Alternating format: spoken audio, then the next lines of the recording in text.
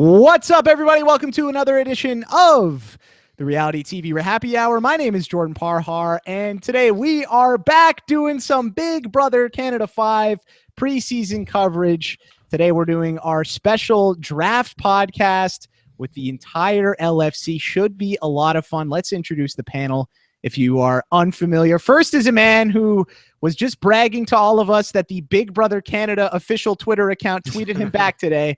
It's Alex Kidwell, ladies and gentlemen. Alex, how are you?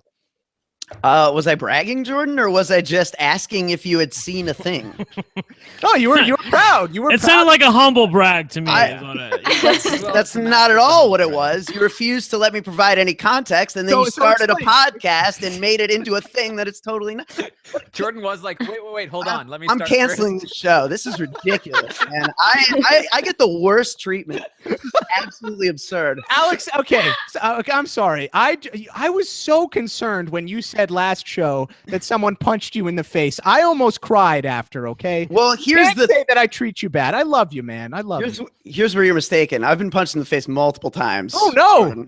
By multiple people throughout the course of life. This is just a thing, guys and girls, as I recall.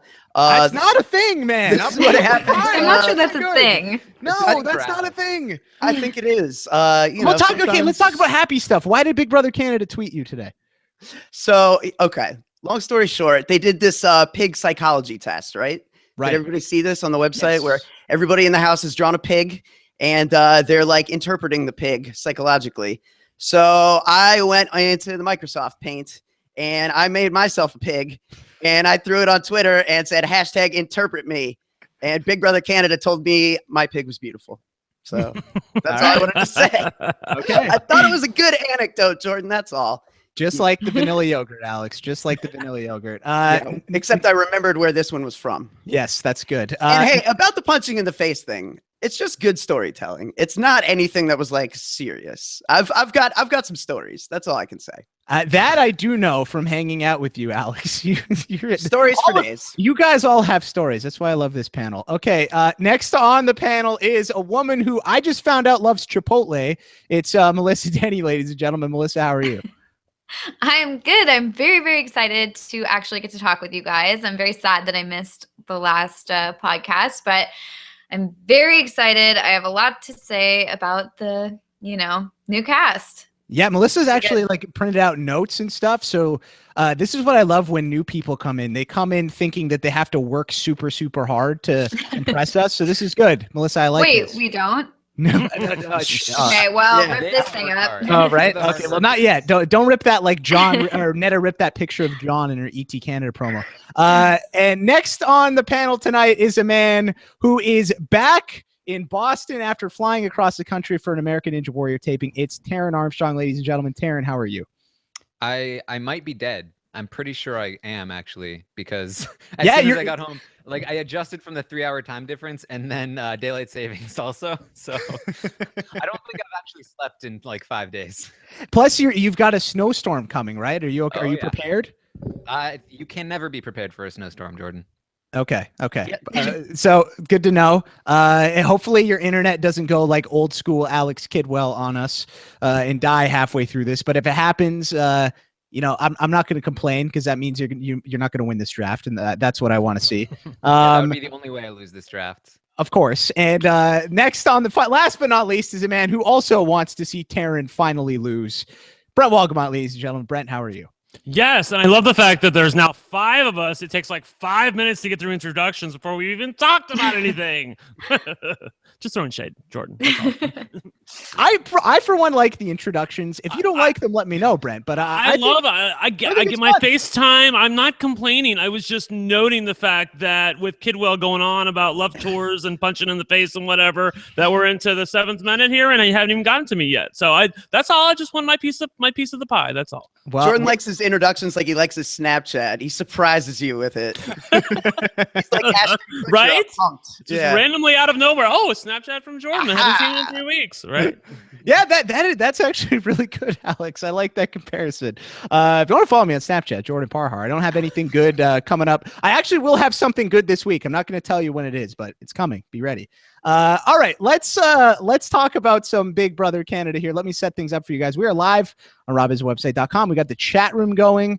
Here we got a lot of people here live with us. It's very late on the East Coast, so thank you to those of you who are tuning in live. If you want to join in the chat room, go onto the show page on robhasawebsite.com. Chat room is just below the YouTube video. If you can't access it from there, you can go to chatwing.com/RHAPpy. There's a bunch of people in there chatting right now. We'll be monitoring that throughout the show. Just so you guys know, normally we take questions tonight. We're not going to have time because we got a lot to get through. So probably not going to take your questions, but we will gladly take your comments at the end of the show if you guys want to tweet us. All right, guys, we are here to do some business. We're doing our Big Brother Canada 5 draft. We have done these drafts. Let's see. We've done for Survivor. We've done for Big Brother. Taran has won every single one that he has been in. He has never lost. But now we've got Melissa in here, so there's a new ringer. She's got notes. Hopefully, the almighty Taran robot will be taken down today. But Taran, before we get into the draft, could you explain the rules of this draft and how it works compared to other drafts you might see out there? Well, I don't think it's actually been explained to me, but I'm assuming we're doing it the same way that we always do. Yes, we are. We are.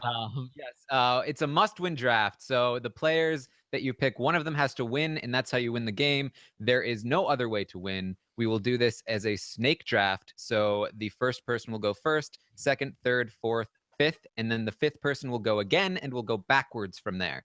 And I believe since there are 5 of us and 16 players, we will each get 3 people on our team, and 1 will be left out. And that will be your winner. No, the person left out. We had this happen during our Survivor Co Wrong draft. The people left out went to Tyler Cucuno, friend of the show. So Tyler Cucuno will get the 16th player on the board. He almost won the Survivor Co Wrong draft. Marks, Jordan. Yeah, he's a friend of mine. He's a Canadian boy. I gotta love me some Tyler Cucuno. But so the 16th person will go to Tyler Cucuno. He might win this draft. Like he did with Survivor. He ended up with Aubrey for those keeping track at home. He should have won. He really should have won. He really should have won. But anyway, so that's how that's going to work. Because Taran won, he's going to determine the draft order. Before Taran does that, I just want to make a quick announcement. We've got a bunch of housekeeping stuff that I'm going to save for the very end of the podcast. So if you have questions about like, when's the schedule? What are some of you have other questions and stuff you want to know about? Just skip all the way to the end if you're listening to this in the audio archives, and we'll be talking all about how things are going to work this season and that kind of stuff. But we've gone on long enough, so let's get into the draft. Taran, you won last time. You get to determine the order. Who is picking 1, 2, 3, 4, and 5? All right. So I think I'm going to go Alex first. Ooh, is this because I let you crash in my house this week? Because I'll take it. Then I'm going to go Melissa, and then me, and then Brent. Oh, hi. And then, of course, Jordan last. Me last. Okay, perfect. So Alex is 1, Melissa's 2, Taran is 3, Brent is 4, and I am 5. Okay, so we're going to go 1 to 5, and then we're going to go 5 to 1, and then back down. So that's what we're going to do. Should be a lot of fun. Alex Kidwell, let's see where you're going to go. Are you going to go with the first overall pick? Are you going to take your number 1 Big Brother Canada player of all time? You would think I would, Jordan, but without much fanfare, I'm going to take the pick that everyone's going to groan at because it's pretty much a chalk pick, I think, from the consensus that I'm seeing. I'm going to take Bruno Aiello. Bruno! Wow, Bruno! Yep. That's the reaction I expect, and a win to come with that reaction is what I hope for. Just like every time Taran drafts, where we're like, oh, what a boring team, and then he beats us every time. It's true. It's true. Okay, so Alex, you said Bruno is the chalk pick. What is the case for Bruno to win this game? Who's coming after Bruno? I mean, he's the oldest guy. He's the oldest returning player, right? He's the returning player that a lot of people don't necessarily remember as being anywhere near as strategic as he is. He's going to have the easiest road to working with these newbie guys. I mean, I just see so many scenarios where, and fans aren't going to like it, and fans are probably throwing things at their computers or TVs right now. Like, boo, Aika, Neta, like they don't like what I have to say right now. But Chop Shop 2.0 looks very possible to me. Bomb Squad-esque type situation here. Dallas. Why wouldn't he want to work with Bruno? There's just way too many potential allies for this guy. I feel like Bruno is really going to have his options available to him. And, I could easily see Cindy defecting and being Bruno's kind of, ally as well. So I just think Bruno has so many roads that he can possibly go. Whereas, people who I think may have more skill than him potentially, Neta or Kevin, just have less options from what I'm seeing. Yeah, funny. On the ET Canada special tonight, Bruno actually did shout out the Chop Shop. He said he's going to set up shop and he's going to chop them all. So my good friend Greg Merritt was very happy about that. Melissa, Denny, we did not get your take on Bruno because you were not here for our initial reaction podcast. So what do you think about Bruno just as a Big Brother player from his first game? I think that he kind of flies under the radar, and the viewers didn't really see him as any sort of like strategic player, as being one of the big guns or anything. I mean, I didn't, and I watched religiously. So I think that in this situation, he's going to have a much better chance because he's going to fly under the radar, and people will know that he's a returning player, but they're not going to know everything about him. Whereas like people like Gary, they know what Gary's about. They know what Aika's about. They know what, Neta's about. They know what all these people are about. But with Bruno, you kind of don't see it coming. So I definitely think that Bruno can do a lot of damage in this season. And I think that Alex made a good pick. Taran, is there any downside to Bruno? Like what's like, I'm trying to think of things that I've got one thing I can think of for Bruno, but there's nothing really beyond that. Is there anything you can think of? My downside for Bruno is that I think it's blatantly obvious just by looking at the cast how much of an advantage he has. And I think that all of those returning players are going to see it immediately. They're going to remember Bruno from his season. They're going to remember he teams up with the bros, and they're going to be really nervous about it. And they're going to have like all eyes on Bruno immediately. And I think that that's going to be a tricky situation for him to get out of. I think that he needs to be able to maneuver through that. And if he does, then he's in a great spot. But I could easily see Bruno going early. Really? Okay. Brent, stop it. Yeah, I don't think I could. Brent, could you see Bruno going home soon? I don't know about soon, but I could see early juror. And here's the reason why. Not only do I agree with Taran about people will see the advantages that he has, but he's always going to be the boss in an alliance. He's going to be the boss in Rob. He's going to be the Russell Hantz. He's going to be the head of the snake. People are going to want to cut off the head of the snake. That's a thing in reality TV lore, all right? The other thing is that people forget, bitch has got a temper. I'm sorry, but Bruno does let his emotions get the best of him at times. And he also has known to be at times, and I know he's a friend of yours, so I'm not throwing shade. I'm just calling it like I see it. I know he can be perceived to be a little bit chauvinistic. And in a house full of strong women, that's not going to go a long way. So I don't see Bruno winning this game. I said it in the previous podcast that I don't think the big three are going to take this. I stand by that. And I think with Bruno, there's more meat to the bone, though. I don't think that he has the personal discipline that will allow him to win this game. And even if he does, people are going to get jealous of the advantages that they perceive that he has. My biggest fear with Bruno is I'm with Alex on this. I think Bruno is going to win this game. I think the one thing that's really going to hold him back, though, is the fact that this is Big Brother Canada. You look at season 1, 2, 3, and 4. Every single time, the person at the beginning of the game who is running things, who is really calling the shots, who is doing a really great job, a lot of times those people get their comeuppance, whether it's through a twist or something crazy. It just happens. I think some twist is going to come and bite Bruno. I think the other thing about Bruno is that for whatever reason, he's not super popular with the fans. Like, I think that he certainly has his fans, but if you look at Jokers, like Bruno is near the bottom right now, which is really, I don't understand why that's a thing, but anyway, it is a thing. And so I think the twists are going to go to people like, if it's a fan vote, your Aikas, your Netas, your Cass, your Cindy, your Kevin, they're all going to get it, or Gary, you're going to get it before Bruno does. So I think depending on what the twists are, that's what Bruno needs to worry about. If this is Big Brother US, though, I think Bruno has this in the bag. I think Bruno is in the best position. I think he's a phenomenal strategic player. I think he's a great social player. If you want to go watch some Bruno live feed clips from Big Brother Canada 3, I went and watched some live feed clips just to refresh myself with some of these people before this season. Go watch Bruno and how he talks to people. I mean, he's great. He is really, really strong socially with all different kinds of people. So I think that that's going to go a long way for Bruno in this game. Alex, any final thoughts before we move on? Yeah, thanks. I was thinking about this when Brent was talking. I feel like the upside here is Derek and the downside is Pauly Calafiore in a little way. So you know what I mean? It's like we've seen what this type of alliance looks like when it functions all the way to the end and what it looks like when it functions for a little while and then flames out. And I think we could see it go down either road, but I think we're going to see it materialize in some format is the bottom line. And I think the thing about Bruno is that, you know, even if the downside is Pauly Calafiore, that's still, like Brent said, early jury. I think there are some players like that. The nightmare scenario is, oh God, they're on the block right away because they're such a big target. I don't know that Bruno has that. Yeah, much higher variance, I think, with a lot of these other players. With Bruno, it's a solid, it's a safe pick. He's making jury for sure, I think. Okay, Melissa, you are up next. You've got pick number 2. Where are you going with this one?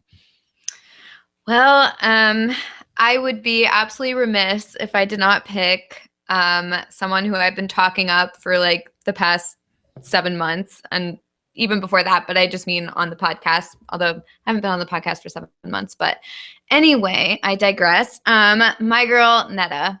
I got to go with her. Neta Calafiore. I think that it's a risky pick. It's a risky pick because, I mean, her reputation precedes her at this point, and I think that people are going to be gunning for her right away. I think that she's got her work cut out for her if she wants to win, but I do think that she has some tricks up her sleeve, and I do think that she's cunning enough to pull it off. So what do you think, like, what's the worst case scenario for Neta to start the game? Melissa, do you think there's a chance she could get put up first week?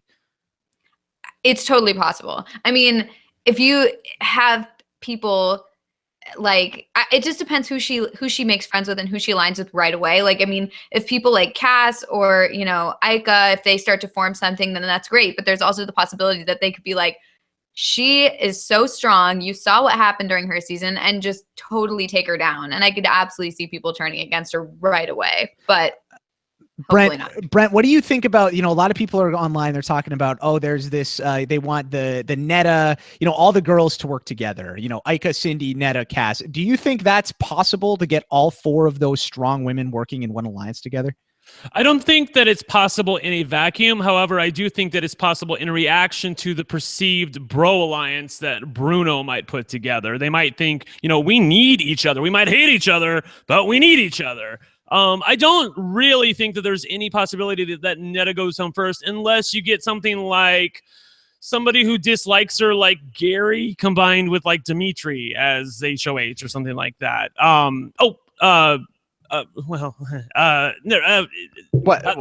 Well, I sort of I don't know what just happened. Did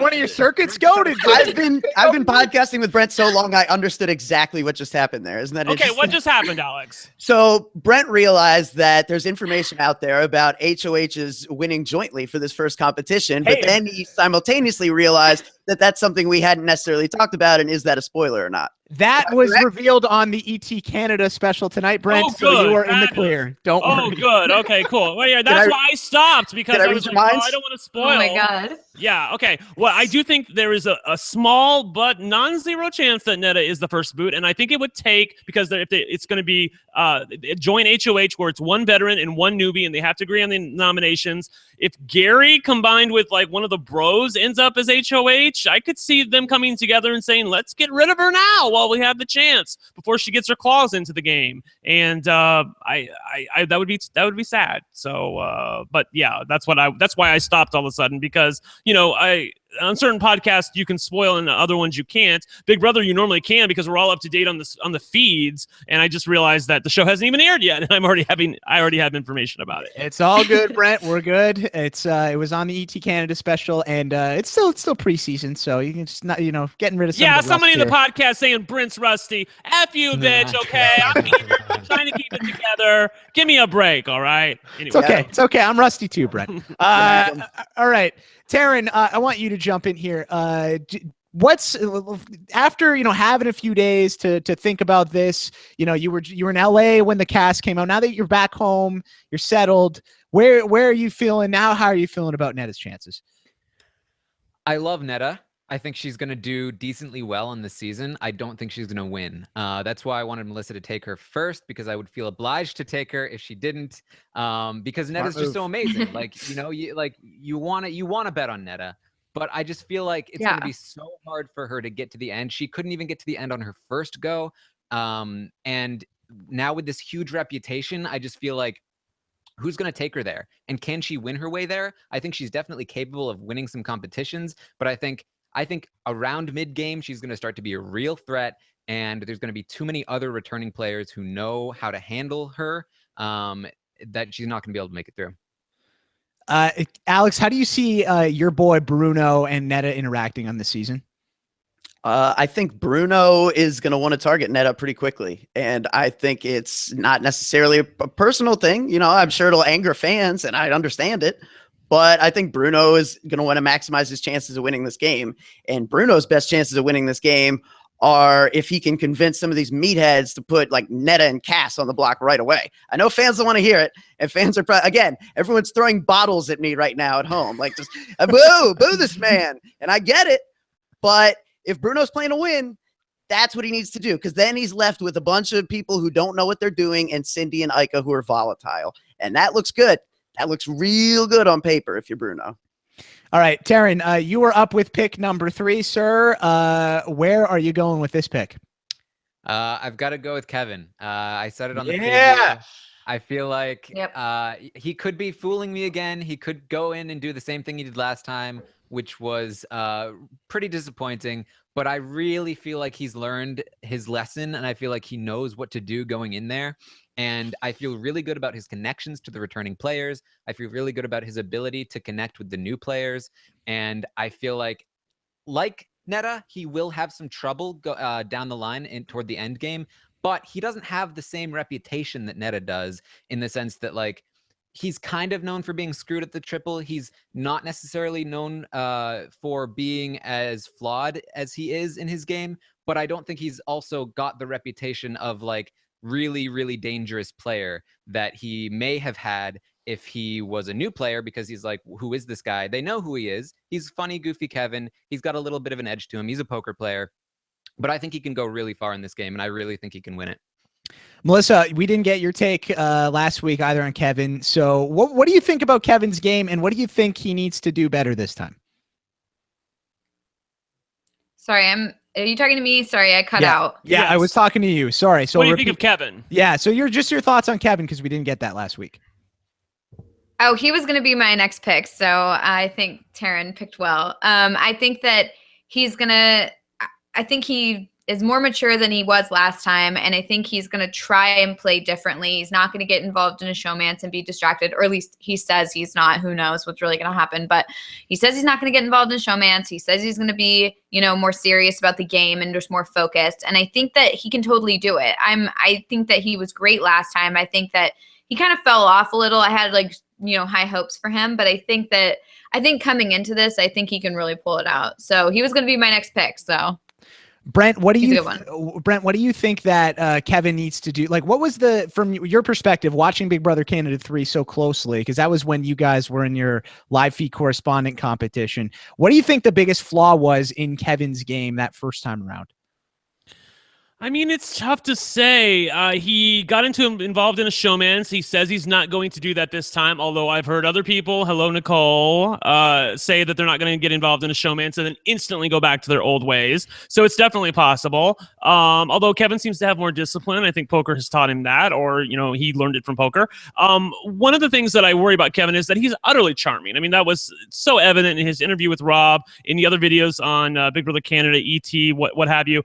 And I feel like that's exactly the reason why he's not going to win. I mean, he's just too nice of a guy. He's too likable, too everything. And they're never going to let somebody like that get to the end. I mean, he's going to be on the block one day next to one of these anonymous girls or one of these idiot guys. And you're going to take a second to think about it. Now, the guy like Dimmitri or Dylan might annoy you more, but then you're going to think about your game. And with all these vets in there, they're going to think about their game and say, we really want to evict the idiot? Or do we want to evict Kevin freaking Martin? let's get rid of Kevin. So I don't think that he's going to win the game. I really don't. I wish he would, because I really do love everything about Kevin, and I mean everything, but he's not winning, Big Brother. Sorry.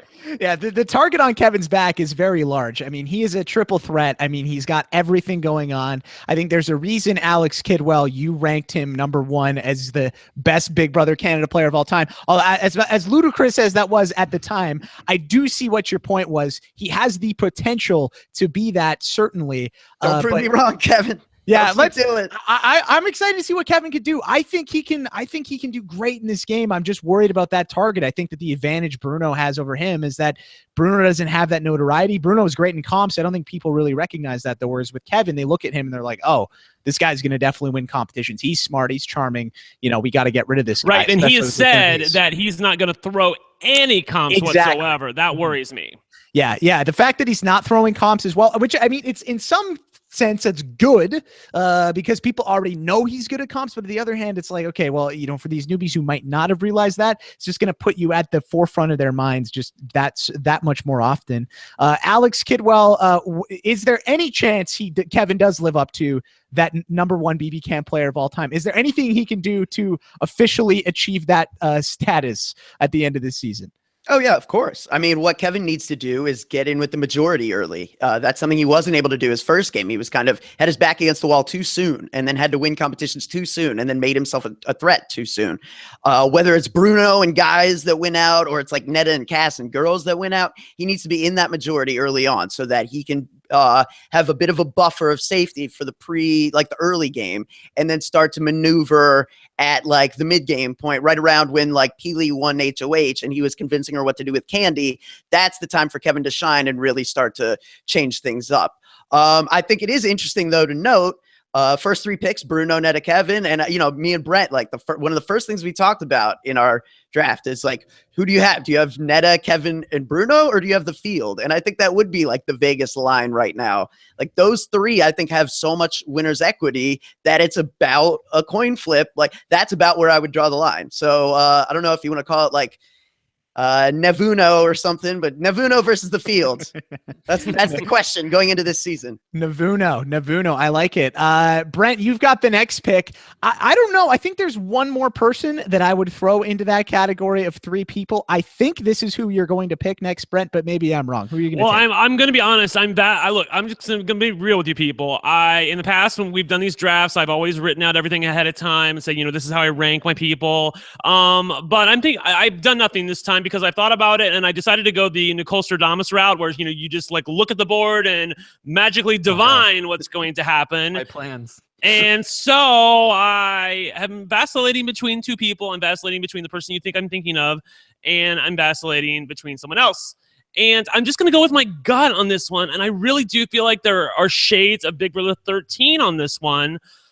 I'm going to pick Cindy with an S. I really am. God! I really do think that there is a good possibility she can win this, and I'm going to tell you how, all right? I know I was... Well, first off, time out. Yes, go ahead. Brent, what? You ruined my strategy of... Well, I'm sorry I heard #1. I know. I heard that when I came on the podcast, but that really did have no impact on what I was going to do, because I had decided ahead of time that I was probably going to pick her unless I didn't feel it. And because I've thought about it in my head how this is going to work out. So let me work it out. Work it out. I want to hear this. All right. First of all, with this twist in play about the co-HOH or jointly decided HOH, I don't see any of the vets being targeted early. Okay. I just don't see that. I see this rule as being protective of them, because I feel like if you get a vet and a newbie together, it's very easy for the vet to talk to the newbie and say, look, let's do this, you know, we'll protect you. And they'll say, okay. And then they're off to the races. So I don't see Cindy going early. I know Godfrey had bet somebody that Cindy with an S was going to be the first one out. In no universe is that going to happen with this twist in play. I just don't see it. Having said that, once we get to, you know, week 4, week 5, when that twist presumably goes away, all of these big players are going to be on the board, like, you know, Bruno and the Netas and Kevins of the world, along with a couple of people from the newbies who make themselves out to be targets. I feel like you're never going to evict Cindy with an S. It's so funny I call her Cindy with an S. I don't even know if she's going to say that this time. I don't even, like Godfrey was talking about. She said it on the when she walked in. When she walked into the house? At the start of the interview, yes. Okay. What I want to know is when she walks into the house, like Godfrey said on his podcast with Peter, does she walk into the house and say, "Hi, I'm Cindy," or does she say, "Hi, I'm Cindy" with an S? Because if she does the latter, then I don't have strong hopes about my pick here. But if she says, "I'm Cindy," and "Hey, how are you guys doing? Nice to work with you." I will say that on this very podcast, Taran Armstrong said that her game wasn't all that bad, and some of us, including me, kind of laughed at him. And then I thought about it a little bit more. And I thought, you know what? Her game isn't that bad. I think it's okay. I think that she can get further in the game than a lot of these bigger targets. And by then, she might be so unlikable that they want to take her to the end. Mm-hmm. And I can see a way that she could win. Look, I know some of us on this podcast have our opinions about Cindy, but to me, she's always been a little bit of a lovable underdog. I like that she's kind of a bitch and she owns it and she doesn't really care what people think. And she's willing to own her shit. So, go on, Cindy. Go on, win Big Brother Canada 5. I want to see it. The thing that I will say about Cindy that impressed me in her her ET Canada interview that she did, she said two things that I liked. One, she said she's not going to have a showmance, which I think is good because I think if she gets in a showmance again, I think that's only going to put a target on her back, especially if she's with one of these bigger dudes. So I like that from her thinking. I also think that the one thing I liked about what Cindy was saying was that she's not going to go in. She's just going to go in and play. She's not going to care what people think. She's just going to play the game. So I think that, she's coming at it from a good headspace. My worry with Cindy is that she wins early. She makes a big move because she's going to make some huge moves. Cindy there is that. Cindy makes Jeff Probst would love Cindy so much because Cindy always makes big moves. That's her game. She makes massive, massive plays. And if she wins that first HOH, which I think there's a very good chance of happening, especially because it's in an endurance competition. If that happens, she makes a huge strike that first week. That's not good for her game. So that's the thing I'm worried about with her. But I agree with you, Brent. She is in a good spot because everybody's going to look at these vets and they're going to look at them, and who is going to look at Cindy and say, you know what? That's who I'm going for first. Really? You're going to waste your HOH on Cindy? The 5'2", pageant girl. That's who we're going to. No, I really don't think that's going to happen. So if Cindy goes in, she says, "Hey, I'm Cindy. What's up? I'm chill." If she's just hanging out, she's just having a good time. She's not, rustling any feathers, however you want to say it. I think that's great for her game. Taran, jump in here. Brent, do you think Cindy's a good player? I think that's the first thing I want to know because I thought you said you weren't very high on her game. Brent says you are, so I'm curious about this. Yeah, I don't think she has a good game. I think that she could be positioned to go decently far, as long as she's able to contain herself a little bit. Like I said, I think she might have a little bit of a Caleb in her, but she may also be a Devin. And so it's just a matter of which one is she going to be. Is she so volatile that they need to get her out immediately? Or is she loyal enough that they're able to keep her around for a while? I am tempted to say she's probably more toward the Devin side. Let's remember that I believe Jose was Brent's #1 pick.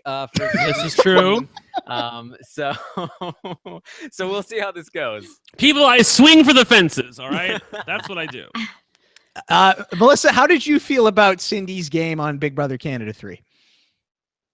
Well, about the Jose thing, I actually just watched your guys' draft or a little section of it for BB18, and I saw that and I was just like, oh my god. And even Taran was like, I'm kind of liking him, like I'm right. He was so charming. I was like, where did this guy go once he got in the house? Everyone was into it. Yeah, and you were like, he's the most beautiful person I've ever seen. Where does he come from? Well, that part is true. That was great to watch. But yeah, Cindy with an S. I think it's an interesting pick, but I could see where she could definitely go far if she's positioned correctly. I loved her on her season. No offense, Jordan, but I thought she was super entertaining. No offense taken. I mean, I tweeted the other day that I was like, me and Cindy don't really get on along, but at the same time, Cindy is a very entertaining person on the show. People love Cindy, and I totally understand that, and I totally respect that. And I'm excited to see what Cindy can do. I think Cindy can be very entertaining this season myself. So definitely no need to apologize for. I wanted to ask Melissa. I just want to ask you really quickly, do you see any comparison between her and Rachel Riley from Big Brother 13? Because that's what I think of. This is the reason why I'm picking Cindy, because I feel like she is the Rachel Riley who, she was on the previous season. I know she was 2 seasons ago, but she's on the previous season. She comes back. She's, people didn't really like her the first time around, and she ends up winning the game. I think there is, I think there's a story there. She's the closest, I definitely think to that character type of these returning girls for sure. Yeah, Alex, how do you think? Go ahead, Melissa. Sorry, I interrupted Melissa. Well, I was just gonna say, like, she is like a tornado. She comes in, she makes all these crazy moves. She upsets the fold. Everyone's upset with her. Whatever. She definitely is divisive. And then she gets out, and then the next season comes back, Rachel Riley, and maybe people don't like her still, but then they start to respect her game, which I as a viewer did that with Rachel Riley. I was like, no, not a fan at all. And then by the end I was like, you know what, she did a good job. And right. I think that could totally happen with Cindy. And she's entertaining to watch, just like Rachel was. Because you never know what she's going to do next. The fact that she turned on her showmance and everything, it was great TV. So I think I could definitely see a Rachel Riley comparison. The last thing I wanted to add really quickly, and I'm sorry, I thought of a couple more things I wanted to say really quickly. Cindy with an S, I feel like she's a good team player. She's gonna need to be with the vets early on. And I feel like that if she can get a team, that she will stick with it. Yeah, she's loyal to the people she's loyal to, and I feel like that will serve her well on a season that's essentially divided in half. Sorry. That's okay. Alex, I just want to get your take on this before we move on to the next pick. Based on your perspective on Cindy as a player, do you think that, I saw in some interviews, Cindy said that last time she just got stuck in a really bad situation, which she did. But do you think that she's going to be able to overcome that if that happens again this time, if there are preconceived notions about her? It's going to be tough. I think her problem is that she's fine if no one's targeting her, but as soon as she gets the notion that someone's coming after her, I think she immediately tries to play every card that might be available to her. And sometimes, if you're playing for the short term, you burn all your possibilities for the long term. You may be able to save yourself that week, but then you're kind of screwed for the long-term game. So yeah, no, I agree with Brent. If she can get herself in a majority, and that's why I could definitely see a scenario where her, Bruno, and Dallas work with the newbies to take out the faves. I think that's a very logical possibility, because that's a way for all three of them to progress to a pretty, sizable or pretty decent distance in the game with people that don't necessarily seem, at least on paper, like they really know what they're doing here. Yeah, it's I can't wait till we just see the episode and see the right. Because with her, it could go like Alex was talking earlier about variance. It really could go, in so many different directions, depending on what happens and what is thrown at them those first few nights. But I definitely agree with Brent. I don't think as much as I love Godfrey Manguiza, I do not think Cindy's going to go home first, just because of that HOH. There are bigger fish to fry as well. Okay, so I've got pick 5 and pick 6 here. For the record, I was going to pick Cindy with my first pick because I thought that it would be fitting for Team Trainwreck to have Cindy with an S as the captain of that ship. So shout out to Brent for ruining that strategy. I'm sorry. I really didn't do it on purpose. That's okay. I'm going to go in a different direction then. I'm going to go with again, I used this on Survivor. My Survivor draft I just did with Puya, Adam, and Liana. I like this strategy. I'm just going to take people that I really like. That's what I'm going to do. So this first pick, I'm going to take somebody who probably is not going to win this game, but I want to have this person on my team because she is unbelievable television. She is so fun to root for, and she's just great. It is Aika Wong. That is my first pick. So I don't know. Crickets across the board. Brent's clapping. No, I'm clapping. Yeah, I didn't want to keep my mouth shut. Yeah, I think that Aika went in last time. She got screwed over a lot in the early game. A lot. Now, did she do herself any favors with some of the stuff? No, maybe not so much, but I think that there is this perception that, Aika shredded the letters and, she's impulsive and she made that bad decision. That's why everyone wanted to get rid of her. She was already on her way out the door before the letters were shredded or anything happened. I think Aika is ready to kill it this time. She wants redemption. She's been waiting for this chance. She wants to prove herself as a player. I think we're going to see her make some big moves. Is that going to carry over to winning the game? I don't think so, unless things are super twist heavy. But, you never know. And Aika's also pretty damn good in these competitions. She won several of them. So I'd be on the lookout for Aika. I think she's either going to be out super early or she's going to be around for a while. Either way, it's going to be fun. Alex Kidwell, what is your assessment? Yeah, that's not who I thought you were going to take, obviously, but I don't have a lot of issue with the pick because I think, no matter at this point, I think veterans on paper, at least to me, have an advantage coming in for sure. And I think you can't really go wrong taking any of the remaining veterans on the board at this point. I don't really have too big of an issue with the pick. I think maybe there are a couple other returning players with a little bit more winning equity or whatever you want to call it. Yes, but of course. I'm not gonna take too much issue, like I said, because I think really, I thought it was like one podcast ago that you famously said, Aika Wong cannot win this game. Well, I don't think she can win this game, but I'm looking at I already told you, I think the 3 players that can win this game are already off the board. So it's hard for me to sit here and really criticize the pick when I see flaws in everyone left. So whereas maybe some have less flaws in my mind than Aika, Jordan's absolutely right in the sense that there is a misconception there. Like, we remember Aika as being angry on a level that really wasn't fair. She did get screwed repeatedly by the fact that she's trying to work with an all-girls thing that doesn't exist because the first 5 has like premeditated all of that. And so that's, stacked against her. And then the letter thing really does her no favor. So, I mean, yeah, there's possibility. Taran, what is your assessment of Aika? What does she need to do this time around to improve her chances of succeeding? Stay loyal. I think she just needs to stay loyal. I think that she can even run her mouth a little. I think that's fine. I think that that's what's expected of her. And I think that it's not going to create as big a target on her as it would in a normal season. She's got a bunch of more experienced, more dangerous players surrounding her that are going to be bigger targets than her. All she has to do is be loyal to them. Don't stray. Don't do anything shady. And she'll make it pretty far. And then those other people will start getting taken out. And she can pick up the pieces and maybe have a shot at winning. But that's best case scenario. Sort of like Cindy, she could also kind of run herself into the ground. But I think, this is an experienced player. We're probably going to see better gameplay from her than we did last time. So I'm not too low on Aika, but I'm also not that high on her. Melissa, what is your opinion of Aika Wong as a player based on her BB Can 2 game?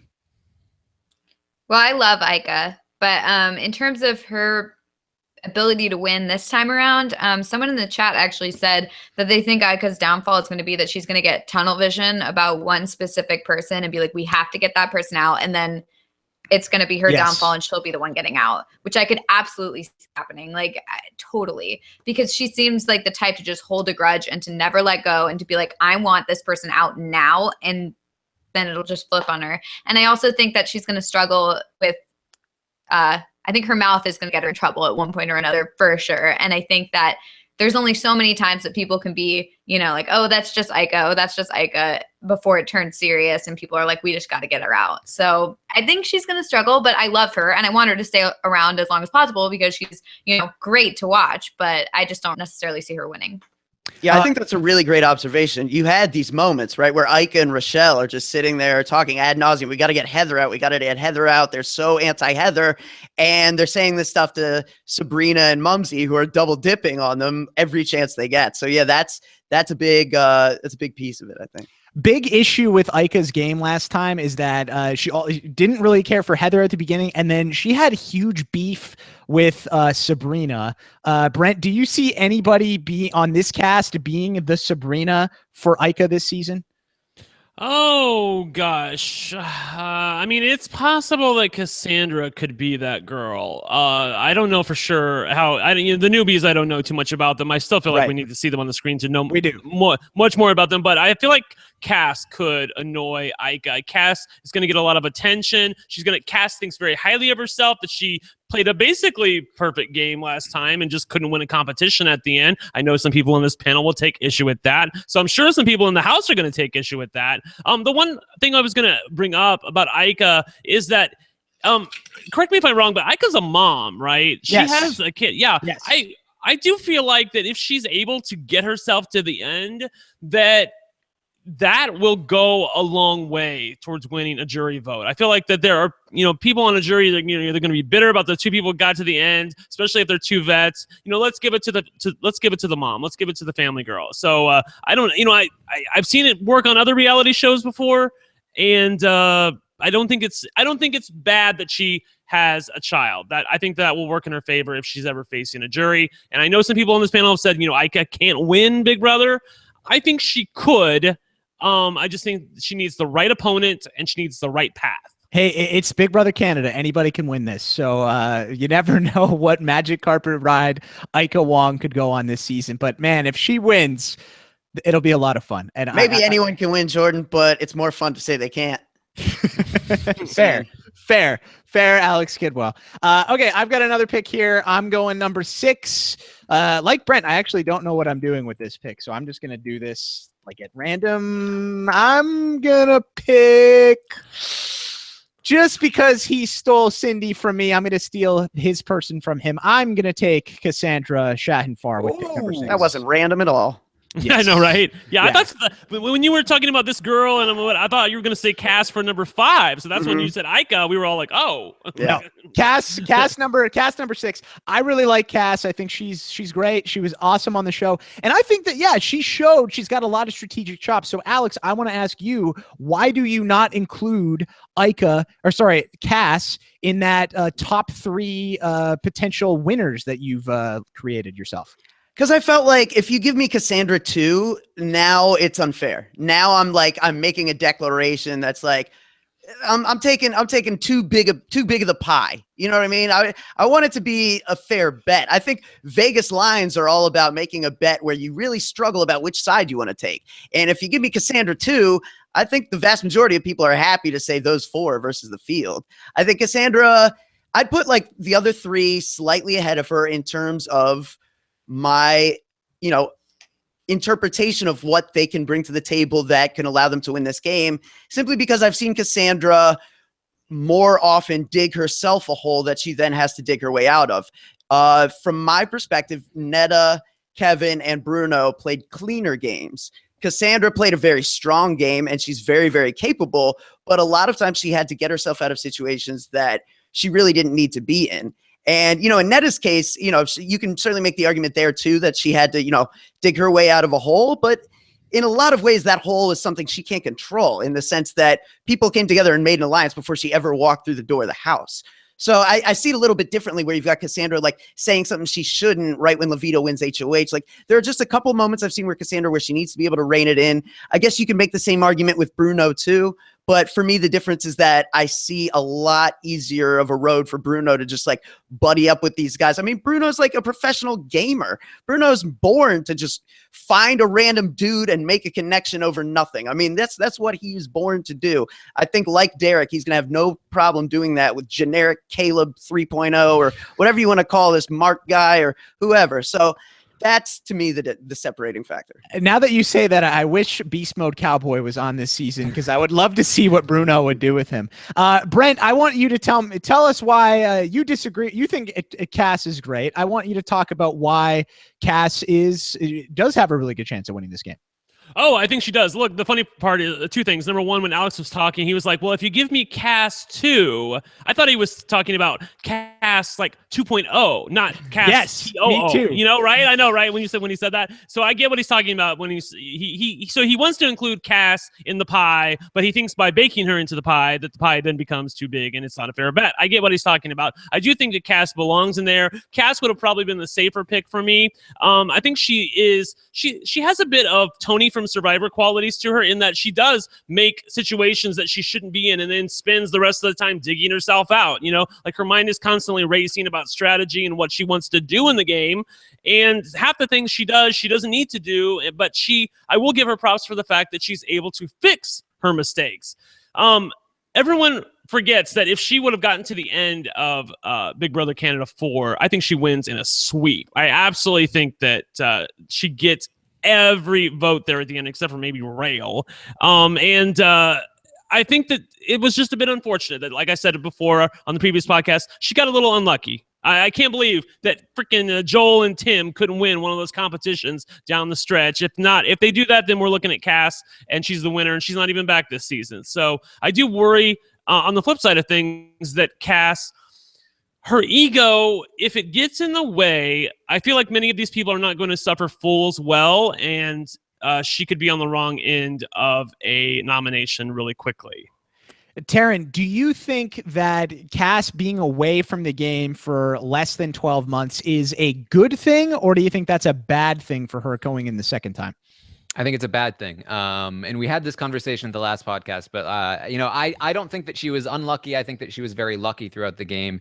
And the unluck that she experienced was largely due to her own lack of studying and that's poor true. choice That's true. of allies. And that said, though, I don't want to say that Cass played a messier game than Bruno or than Kevin, because they also played very messy games. So I don't think that she's necessarily at that much of a disadvantage, but I do think that the thing that she's disadvantaged in is the fact that she hasn't had enough time to reflect on her game and to mature and to come at it with a different strategy. I think that she's probably going to think, I just need to replicate what I did last time. I just need to win a few more comps. And I think that is not going to work, especially because I don't think it could have worked last time. And I don't think it will work in this kind of season. I think that she needs to change up her game. She cannot do the kinds of things that she was doing in her previous game. She needs to lay a little more low, play up the fact that she can't win competitions, and again, just kind of stay under the radar, let the other people be bigger targets, because I think the one thing she has going for her is this reputation for not being able to win anything, and she just needs to let that ride her through at least to mid game. Then she can start playing a little harder. Melissa, what's your take on Cass playing as an individual without Tim? Do you think, again, I asked this to Taran, kind of similar type of question. Is it good that she's without Tim, or is it bad that she's without Tim? Because that's a really good ally to have in the house. And I think that from my perspective, I feel like that's a huge loss. Yeah, I agree, because I think that Tim is just so charming, and he could say whatever he wants and people still love him. And they just take it as like, oh, it's just Tim. Oh, it's Tim. He's so funny. And I think that he kind of not mellowed her out, but made it acceptable to do all their antics and to do the crazy things that she might have done or the things that he might have done. I think that it was more seen as oh, look at this duo. They're so funny. They're great. He just has this way about him that makes it so everybody likes him no matter what, including the audience, So I think that it's going to hurt her to not have somebody like that there. And I also think that she's not the type to fly under the radar. And I think that that's going to hurt her, especially in the early game. And I think I agree with Taran. I mean, she's going to see it as, okay, look how far I got last time. Look what happened last time. All I need to change is just I need to win more comps, because that was my biggest flaw. And the thing is that that's not just it. I mean, that was a specific set of circumstances, a specific set of people that she was with. Now she's with a totally new crew. And I think her chances are going to be hurt by that. JP, I wanted to you made me think of something that I heard the other day. To me, Cass's game was very strong, but it was very messy. And that's the reason why Canada, plus the people watching in the United States, fell in love with her. I was watching Peter Brown's 2.0, the second part of his cast reveal, and Ramsey, or maybe it was the first one, I can't remember which one, but Ramsey was on the podcast, and he said two things. He said, number one, he's Team Cass. He's rooting for her because she is also was a part of his cast. But he basically dumped on her game and said, Tim was doing everything and Cass really wasn't doing anything because we didn't really respect her, and Tim was protecting her the entire time. And I felt like that was very unfair to Cass's game. I mean, if you can't see that Cass was a major player in Big Brother Canada, then you don't really know what you're talking about. And I didn't really like what I was hearing from him on that. And I also didn't, he was simultaneously dumping on her game and at the same time saying that he's rooting for her. I'm like, well, pick a side, bitch. Come on. Just one of many opinions we're going to be seeing this season. Yeah. I think that's one thing that, hey, maybe if people are thinking that in the house, then maybe not having Tim is good, because people are going to say, Cass can't win. She doesn't That's have fair. him here, Yep. right? Brent, you've got the next pick number 7. Who you going? Can I just say one last thing? Yes. Here? Go ahead, Alex. Just wrap up. I think, I was just, and looking at the Big Brother Canada website, right? Like everyone's got these little bios, and like Kevin says he's looking to take fewer gambles after falling victim to the first ever triple eviction, right? And Bruno, he's looking for a second chance after a coup d'etat twist led to his departure. But then Cass, a deceitful and cunning player. You know what I mean? Like she's got this reputation, fair or unfair. And I think, I think back to that live show where she promises the brothers she's going to use the veto or not use the veto and then uses it immediately, right? And that's a great TV moment. But that's the kind of thing that sticks in your mind. And you remember like, oh man, Cass is capable of that. And I think if you are remembering, if you're thinking on Cass and thinking on Kevin and thinking on Bruno, like Cass has the unfortunate disadvantage, I think, of being remembered as more overtly deceptive. I will just say that I don't think that move was necessarily like, and maybe you're not saying this, but I didn't feel like it was a TV move. Like I feel like she had to make that move. She had to promise the brothers, I'm not going to use the veto, because then it would have been her and Tim on the block. But by making that fake promise, it was Nikki and Tim on the block, and by making that promise, she was able to make sure that Tim was off the block when the votes came in, and that was famously the eviction where the brothers tried to nominate themselves, which I tweeted about earlier this week. Thank you very much. Yeah, I guess I mean it more in a sense of like if you're a casual watcher and you're in the house with no access to information right now, it's kind of like, oh, Sierra, she voted out her mom kind of a thing. You know what I mean? Like just something that you have back here like is an easy reason, maybe. All right. Next pick is up here. We've got a couple of returnees left on the board. Brent, it is your pick. I have figured out what Taran is going to do, Brent. So I propose that you snipe his pick. Are you talking about making a deal in the middle of a draft right now? Is that what you're trying to do? Hey, well, I already have my pick. So. Oh, okay, well, it's too late. Okay, Brent's gonna do his own thing. So Taran, you're fine. You're gonna win. Go ahead, Brent. Who are you picking? Somebody's got to break the dam, and I might as well be the one to do it. I'm going to pick Karen as my next pick. Oh! Yes, bitch. Not even who oh, wow. I thought you were going returnee. You go newbie. Okay, so Brent is keeping things unpredictable here. He goes with Karen at number 7. I really like Karen because she reminds me of Vicky Gunvalson from The Real Housewives of Orange County. Okay, all right. If you guys have She seen looks like her. They do She look totally looks like. They do look the same. People have been pointing that out on Twitter. So I enjoy Vicky. Especially. Yeah, exactly. So maybe, I don't know, there's no Brooks in there, Melissa. So maybe that'll hold Karen back a little bit. But Brent, talk to me about Karen. Why did she stand out to you? You know what? It's flashbacks to Big Brother 13. She reminds me of Shelly. She reminds me of the older woman who is a longtime fan of the game, who's going to work secretly with the veterans to make sure that she's safe and become one of the fan favorites at the end. I mean, I know Shelly wasn't a fan favorite to the casuals, but to the fans who are actually watching the game, I love me some Shelly Moore. So I think that Karen could be the Shelly of the season. She could be the older woman that is not... I'll say this. When Karen talks, I don't feel like she looks too sneaky. She seems like someone you'd want to trust. And if the vets are looking for a couple newbies to trust and they're all staying together for the first few weeks, and it says here they will, then I feel like Karen's one of the people they're going to go to. Like, she's by herself. She's a 53-year-old mom. She needs a few friends. Let's go up to her and get her on our side, get her voting with us. And after that, they'll forget about her. And I think she could certainly get to the end.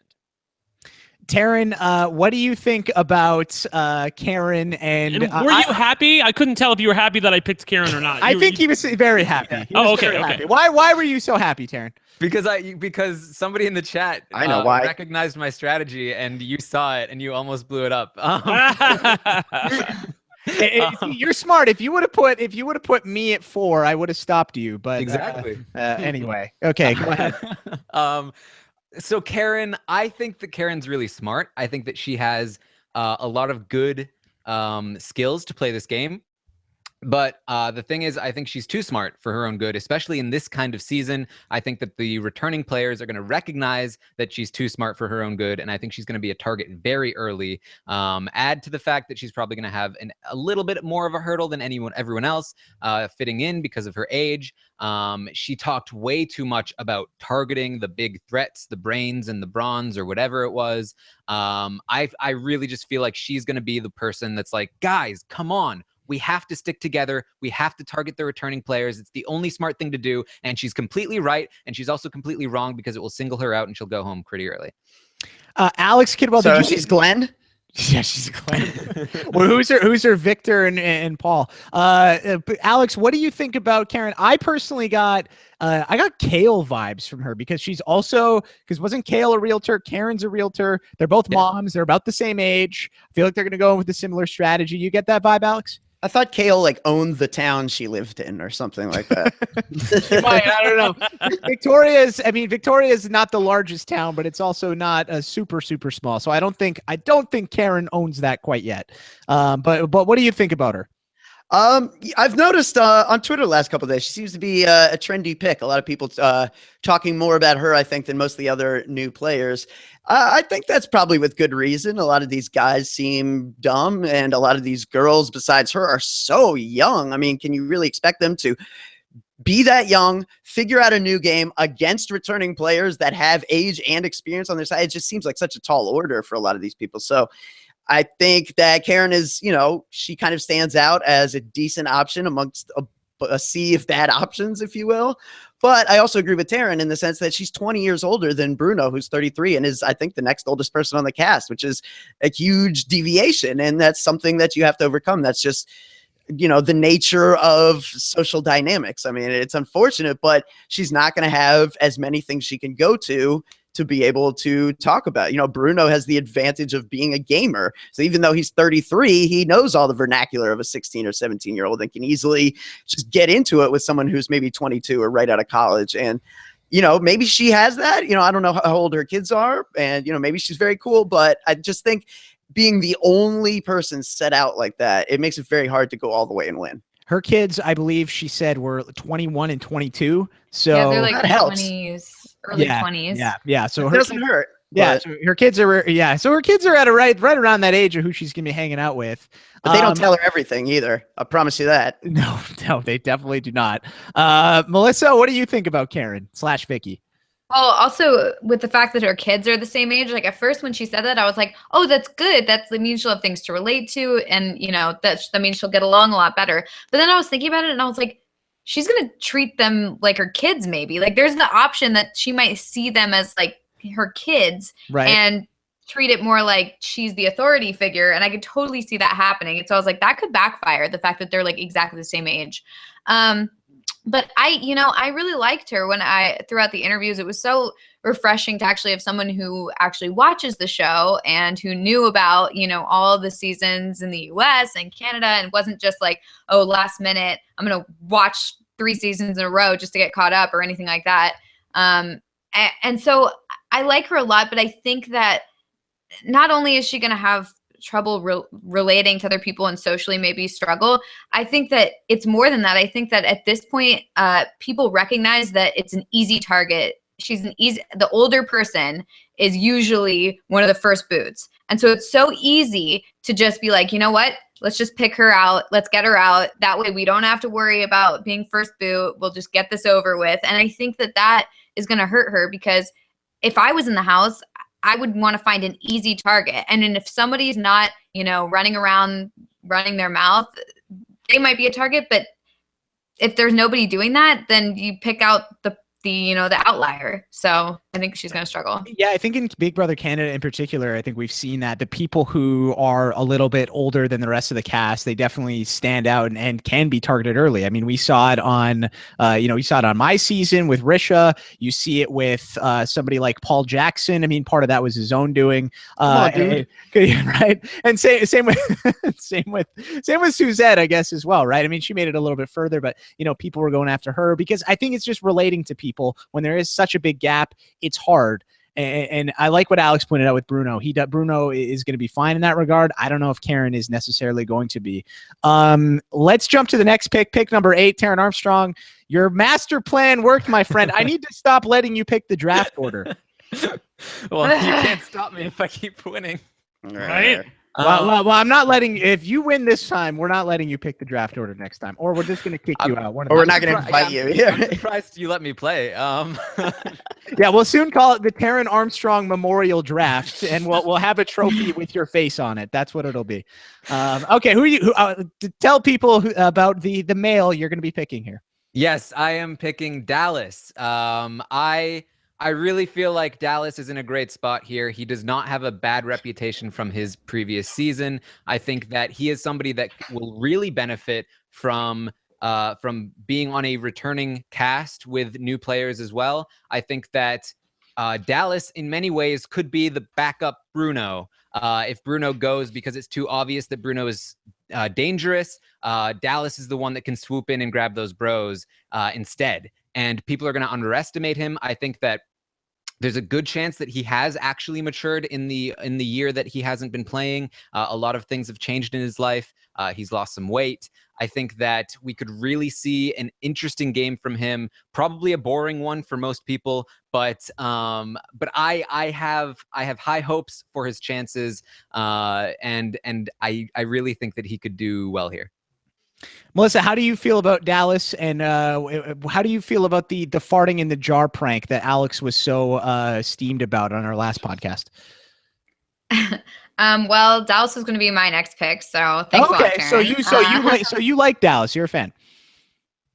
Yeah, well, I mean, I'm not going to say I'm a fan yet, but that's a little too far. But I'll say that his interview sounded promising, and I like the fact that says he's a changed man, and that there's a lot of positive changes and all that sort of stuff. So I'm hopeful that we see a new Dallas this time around. But if we were to just go off past experience, I would not be picking Dallas. So I'm going off of his interviews and thinking, there's a total chance that he's going to change. I mean, there's also a total chance that he's not going to change, and everything's going to be exactly the same. And, he's going to do fart pranks again, and just that'll be Dallas, and that'll be it again. But, I'm hopeful, and I was going to pick him. So now I need to figure out my next pick. There we go. So we'll give Melissa some time to think there. Brent, what do you think Dallas needs to correct this time around?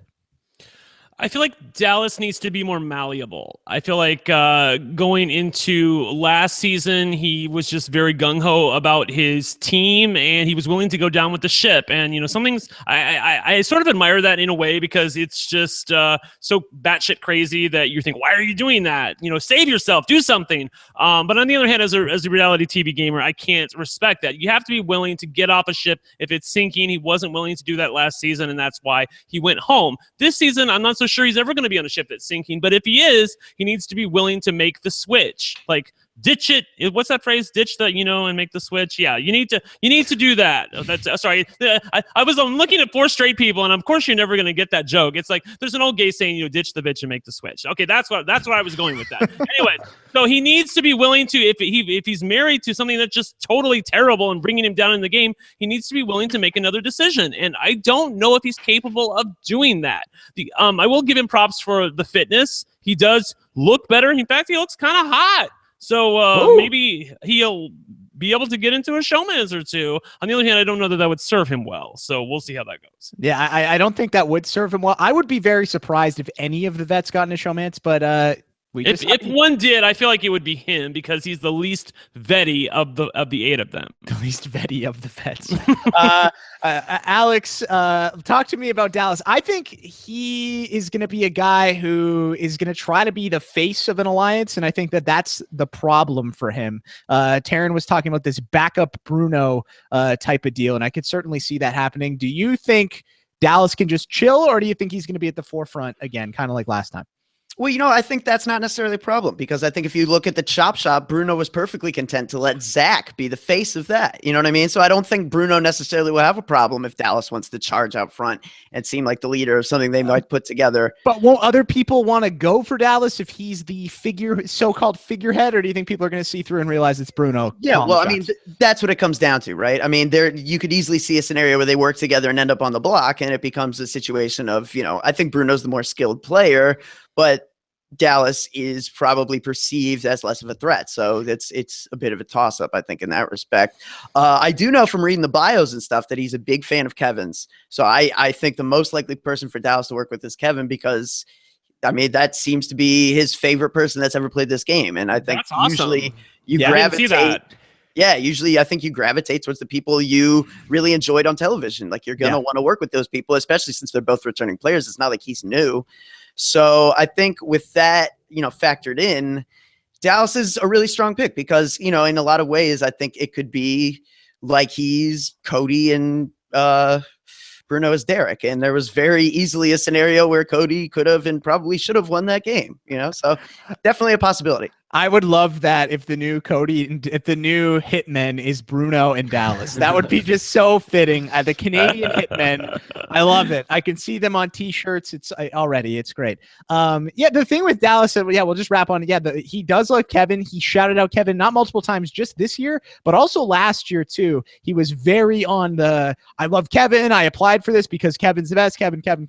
So look for those guys to work together. And I said this on the last podcast, but I'll say it again. Super, super nice guy. Dallas is a really down-to-earth, genuine dude. I don't think, I think in a game where there's a lot of deception and manipulation going on, I think it's going to be refreshing for people to see a guy who's just like, hey, this is who I am. Like it or take it or leave it. Like, this is just who I am, and I'm going to be me. And I think that this is really going to help him. So I'm excited to see what Dallas can do. I love Taran's team. I think Taran's got this one in the bag already. But yes, jinx him. Yes. Nervous, Jordan. No, it's over. Taran, you've won. You have won this draft, and I am going to celebrate with you when you win at the end of this season, and we'll say, yeah, Taran and JP together. We called this. Okay.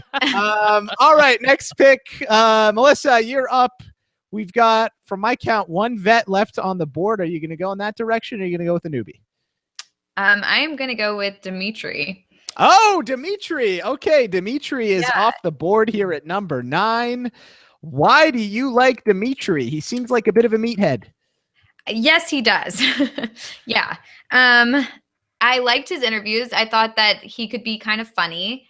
I didn't like how in one of his interviews he said he thinks they picked him because he's fit. Because that's like very boring. Yes. So I did not like that, but he said he's a fan of Tim and his antics. And he also, when in his interview with Rob, he was funny and I laughed during it. And so I don't know. I liked what he had to say. And I also think, and I could be totally off base with this, but I kind of could see him as being a combination of Paul and Victor if they were one person. Okay. Because I could see him being, funny like Paul, but not as wild and crazy, maybe. And I could see him being more toned down and subdued, but good at challenges like Victor. So I could kind of see a combination of that. And I mean, when we first saw Paul, there was nobody who thought this guy is going to win the season or basically going to win the season. So I feel like he's kind of a wild card pick, but I liked him. Okay. Alex Kidwell, you're grinning here. I'm not. I'm grimacing. You're grimacing. Oh, okay. Not only did she take my Dimmitri pick, she took my Paul analogy. I've got nothing left to say over it. So you agree then? So you agree? Okay, I thought you were grimacing because I was just so wrong. I was like, oh boy. So you agree? I'm over here freaking out because I don't know what to do now because you just stole everything I had. So you got nothing left. I'm tapped out. So you would agree that if we lived in the Dragon Ball Z universe, that Paul and Victor put the fusion earrings on and they equal Dimmitri? I think that Dimmitri, of the players that are left, right, I really like the pick because I think there are similarities, relative to the rest of the field, he's by far the closest thing to a Paul or a Victor or somebody that I think could figure this game out, that seems to know what it's about. He's not saying I'm going to come in my fitness and my competitions and stuff. He's a fit dude. He talks about loving golf and stuff, but his favorite player was Tim. Like, that to me tells me something a little different than what the other guys are giving me. You know what I mean?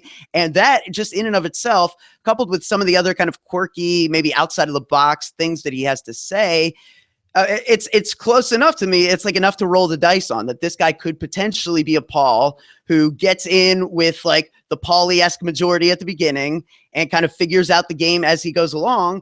And then before you know it, he's kind of like navigated his way to the end. He wasn't a threat for a while. Then he figured it out. And yeah, I mean, I think I can definitely see maybe it's fan fiction, maybe it's not, but I can see how that story unfolds. Yeah, he just seemed like he had a natural, like Melissa was talking about in that interview with Rob, he just seemed like he had a natural charisma about him. He kind of reminded me of John Party a little bit in that sense. Like, John is just naturally, like, you talk to him, you're like, man, I just love this guy. It's the same with Dimmitri. Like, I going in, I looked at his bio, I'm like, I don't really like this dude. But then when he was talking, I was like, okay, I'm buying what he's selling here. Brent, you said in the chat, me likey, so you also are a Dimmitri fan. I have the man bun now because we've now picked Dimmitri, I must tell you. I don't know. I like it because it's sort of outside the box and it's very me. On the other hand, this is the guy who said that he didn't understand why he was cast on the show and didn't really know what he was doing there. I did want to address something really quickly because, people tend to come to the gay guy for the gay guy-esque things. And so this guy apparently on social media many moons ago said some things, like he used the F word, he said homo, he said, a gay joke that I thought was actually pretty funny. And therein lies the rub, because we're all of us say things that we want to take back, and I'm sure everything you could look in my social media and probably find something that I don't think is all that flattering. I don't think we should be in the business of judging people based on a few random tweets that they posted 4 years ago when they had 10 followers with their friends. I don't think that's a good way to go. Can they be held accountable for things that they say in the house? Yes, because those are in context. But 4 years ago, especially in LGBT rights, it was a different world even 4 years ago. And so I don't think it's necessarily fair to go after random straight guys who are cast on reality shows and hold them accountable for the stupid shit they say on social media. If you want to hold them accountable for stuff they say in the house, that's fine with me. But I had no problems with the things that Dimmitri wrote on his Twitter. All right. Thank you, Brent. I didn't actually see what it was specifically, but I will go look at that afterwards. Hopefully Dimmitri keeps it classy. Let's hope. And I really want to also say, by saying that, I'm not saying that you all have to agree with me. Some of you on this panel might have problems with some of the things that he said. I, by myself, did not, because I know that straight guy. I know where he's coming from when he said, oh, that's so gay, or that, don't be such a fag. I get where he's coming from. There's no malice behind his voice. It's just how certain ignorant straight boys talked 4 or 5 years ago. There you go. Very good point as well. 4 or 5 years ago is a big point of thing that something. It was 2013. Well. Yeah. Okay, so thank you, Taran. Jump in here. Talk to me about Dimmitri. You feeling Dimmitri? We're playing the stock watch right now. Alex Kidwell's game that he invented. I'm giving you credit right now. Are you buying or are you selling? As you should. I invented it. I guess I'm the only one that's out on Dimmitri, which I'm kind of surprised about. I wasn't feeling good vibes from Dimmitri. I was feeling like, he describes himself as obnoxious. He says he wants to work with alpha males. I think he's in a position in this season where he might go decently far because there are a lot of bigger threats ahead of him. But I think the upside for this guy is like Pax Bros, and that's not great upside, even though I was gonna high praise there. You can win. You can win. You certainly can. And that's Big Brother Canada. I may have nailed my strategy for this draft, but Big Brother Canada, with these twists, anything could happen, and Dimmitri could be a winner here. But I just don't see him being a good player, and I'm always gonna bet on the good player, even though he's kind of positioned in a decent spot. I feel like there's no way he's gonna win this. Yeah, I'm curious to see if he's a part of Chop Shop 2.0, Chop City, if you will. I'm excited to see if he's in Chop City, because if he's with Bruno and Bruno helps him out, then I think that's going to help Dimmitri a lot in the game. If he's not with Bruno, if he gets in a showmance, if he secludes himself, if he's separate from everyone, then yeah, definitely it could be a different story. Could definitely go either way, but I like the charisma. Alex Kidwell, you have 2 picks in a row. I have to go take a bathroom break, so I'm going to head out for a sec. You talk to me about first talk to me about the first pick, and then I'm going to go run to the bathroom. Brent, you pick it up from there. Okay. All right. So I guess I'm going to take Emily. All right. I can see it. Yeah. So Emily, musician and server, 23. At this point, I think it's kind of really just, picking through scraps in a sense. I mean, we don't have a lot to go on. I know Gary's still on the board, and maybe this is the time to address that, like, from past returnee seasons, Survivor, Big Brother, I just always I adamantly believe that the person who needs to win never does. I really feel like more than anyone else who's coming back here, Gary, he says, like, I'm here to win. That's the only reason I'm back. He did everything else, right? He's accomplished everything else in this game there is to do. He's finished second. He's gotten evicted and returned. He's won competitions. Literally the only thing he has left to do is win. And so he's going to come in there saying, gotta win. And the problem, I think, is when you have to win, you put too much pressure on yourself. I think, what you want to be is like, Jeremy Collins going into, Survivor Second Chance, where he said, like, I'm just grateful for the opportunity to play this game again. This is gravy. Like, I'm playing with house money. Whatever happens, happens. And I think at that point, you're able to just enter in the right frame of mind. And that's my concern with Gary. So I have to say really quickly, like, yeah. I'm not throwing shade here, but I thought you were talking about Emily.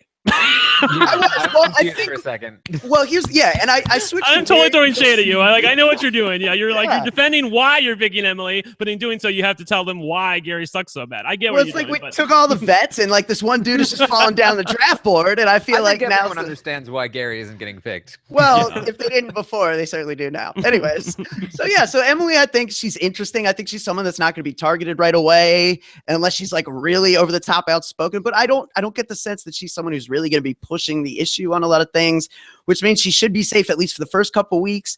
And at that point, who knows? Vets could blow up. They could start targeting each other. I could see a scenario where she's like, maybe a Natalie who just like is forgotten about for a large stage of the game, or somebody like that. There are scenarios I see where Emily could potentially find her way into the late stages of the game and then, win a couple of competitions, and you never know what could happen. So, yeah, does anyone want to jump on that, Taran? Well, no, it's fine. You can go, Taran. But JP told me to go next, so I was going to pick it up. Oh, you're right. Yeah, no, it's no big deal. No big deal. The thing about Emily, that she has the quirkiness that I think is relatable to people in the house. She was certainly relatable to Rob on the podcast.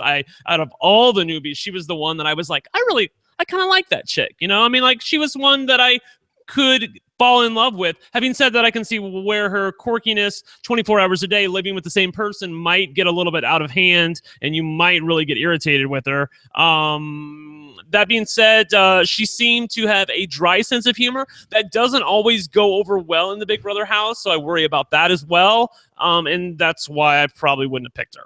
We're talking about Emily, JP. Fair. Okay. Thank you for filling me in, Brent. The first thought I had in my head when Alex picked Emily was like, okay, why did Alex pick Emily? And the first note I have written down for Emily is she's clearly following the Alex Kidwell playbook for relationship status. She says she's really freaking single. I figured out why Alex picked Emily. Don't do that when I'm drinking water next time, please. Those are great. That's a great way to do the 3 words to describe you. It was really good. That was clever. Great. Very clever girl, Emily. Yeah, I like that. Go ahead, Taran. Yeah, this is the girl who said that she wants to stick with the middleman, the middlemen, because she just watched Big Brother Canada 4 and she thinks that playing the middle is the thing to do. That I don't think that's going to work on this season. I think that she may be overplaying herself a bit too early. Probably she talks about being aggressive will probably help her in the game. She's also concerned about fans liking her. I'm not too high on Emily. I feel like she's probably going to have to learn the game on the fly. I think that she's going to come in with a lot of bad ideas, and if she survives long enough, I think she's probably smart enough to learn from those things to figure out how to play the game. But she could easily be somebody that goes out relatively early and never gets a chance to learn those things. So not too high on her. All right, are we done with Emily? Should we move on to the next one? Melissa hasn't a chance. Melissa hasn't go. So Melissa, take the floor. What did you think about Emily? Is she a musician or is she a bartender? Which one is she? Do we know? Yes. She's both. Oh, she's both. Okay, so there we go. So does that affect anything for you, Melissa? Not particularly. I guess like when I heard her interview with Rob, I liked her. I thought that she was, funny, maybe a little quirky. I was a fan, but then I saw her other interviews and I was kind of like, oh, that's who she is? I totally didn't get that vibe. I don't know. For some reason in Rob's, she sounded really smiley and happy and jokey. And then in the other interviews, when I saw her on film, like, because Rob's was just through sound. And when I saw her, actually, I was like, oh, she seems a little more sarcastic and more like mellow and just kind of,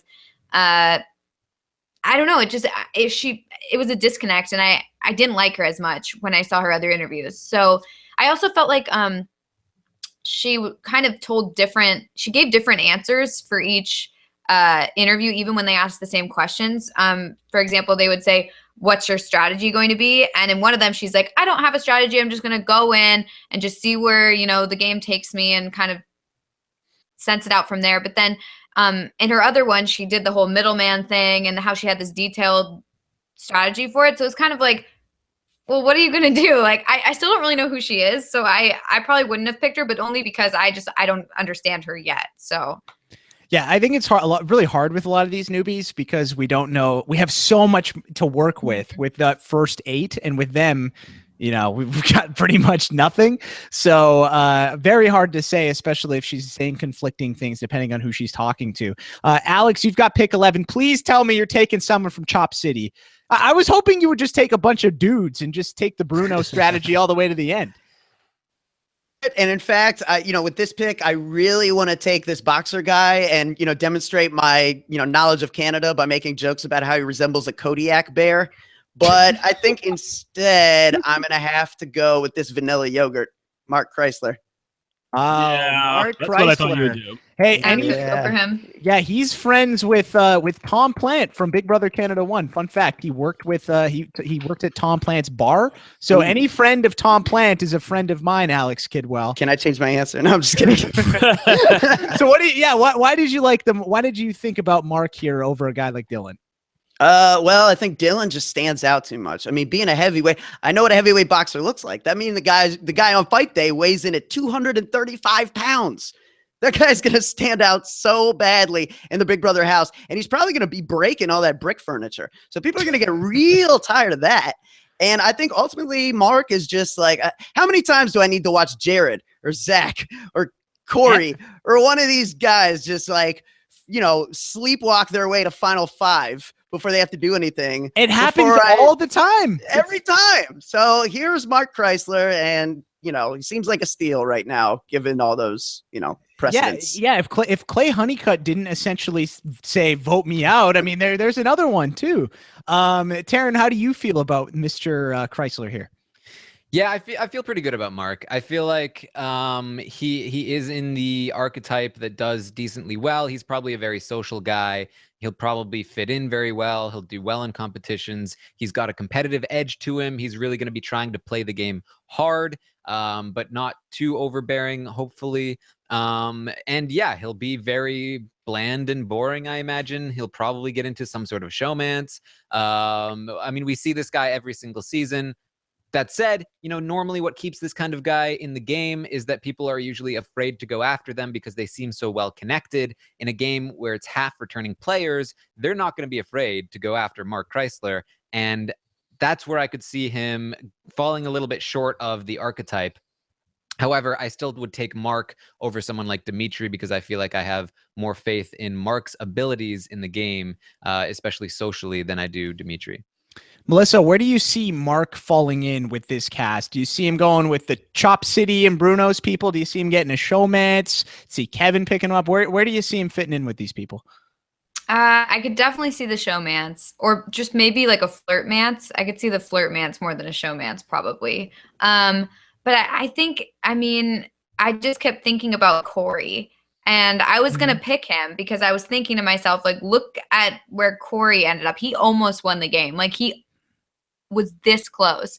And looking at it day one, I was like, there's no way he's gonna go far in this game. So I think that, you know, he has a really good chance of going far because he's just so bland. I could just feel him just going straight through.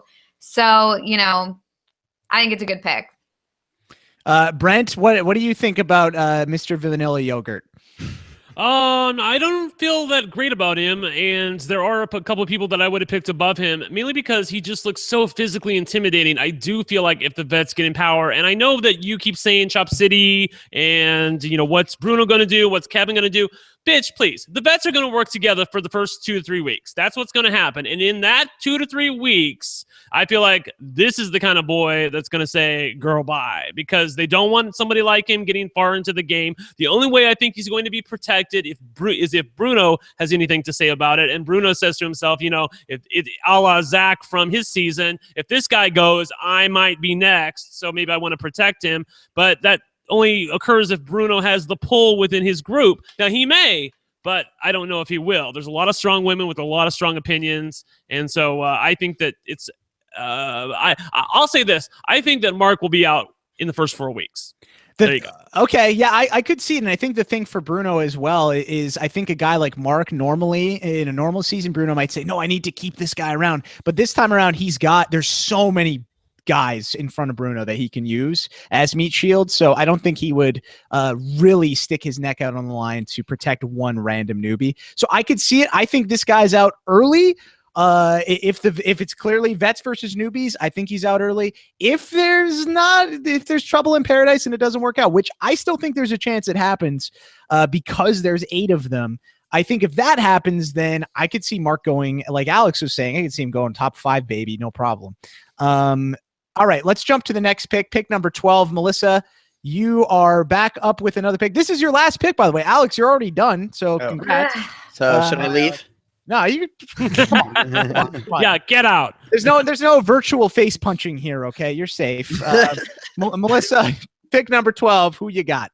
This is so hard because the past couple ones have been my picks that I wanted to take, and you know, sucks, right? Now I'm just sitting here, because it really could go any way at this point, because there's so little that we know about the newbies that they could be just like their interviews and it's just as we expect, or they could be completely different. We have no idea who they're going to get along with, who's going to, you know, gel well with the other. I have no idea. So I'm struggling. Let's just recap really quickly. The people that we have left on the board at this point, we have one vet and Gary is still on the board. We also have Dre and William and Jackie and the boxer Dylan. So those are the 5 people left. Which one of them have you got?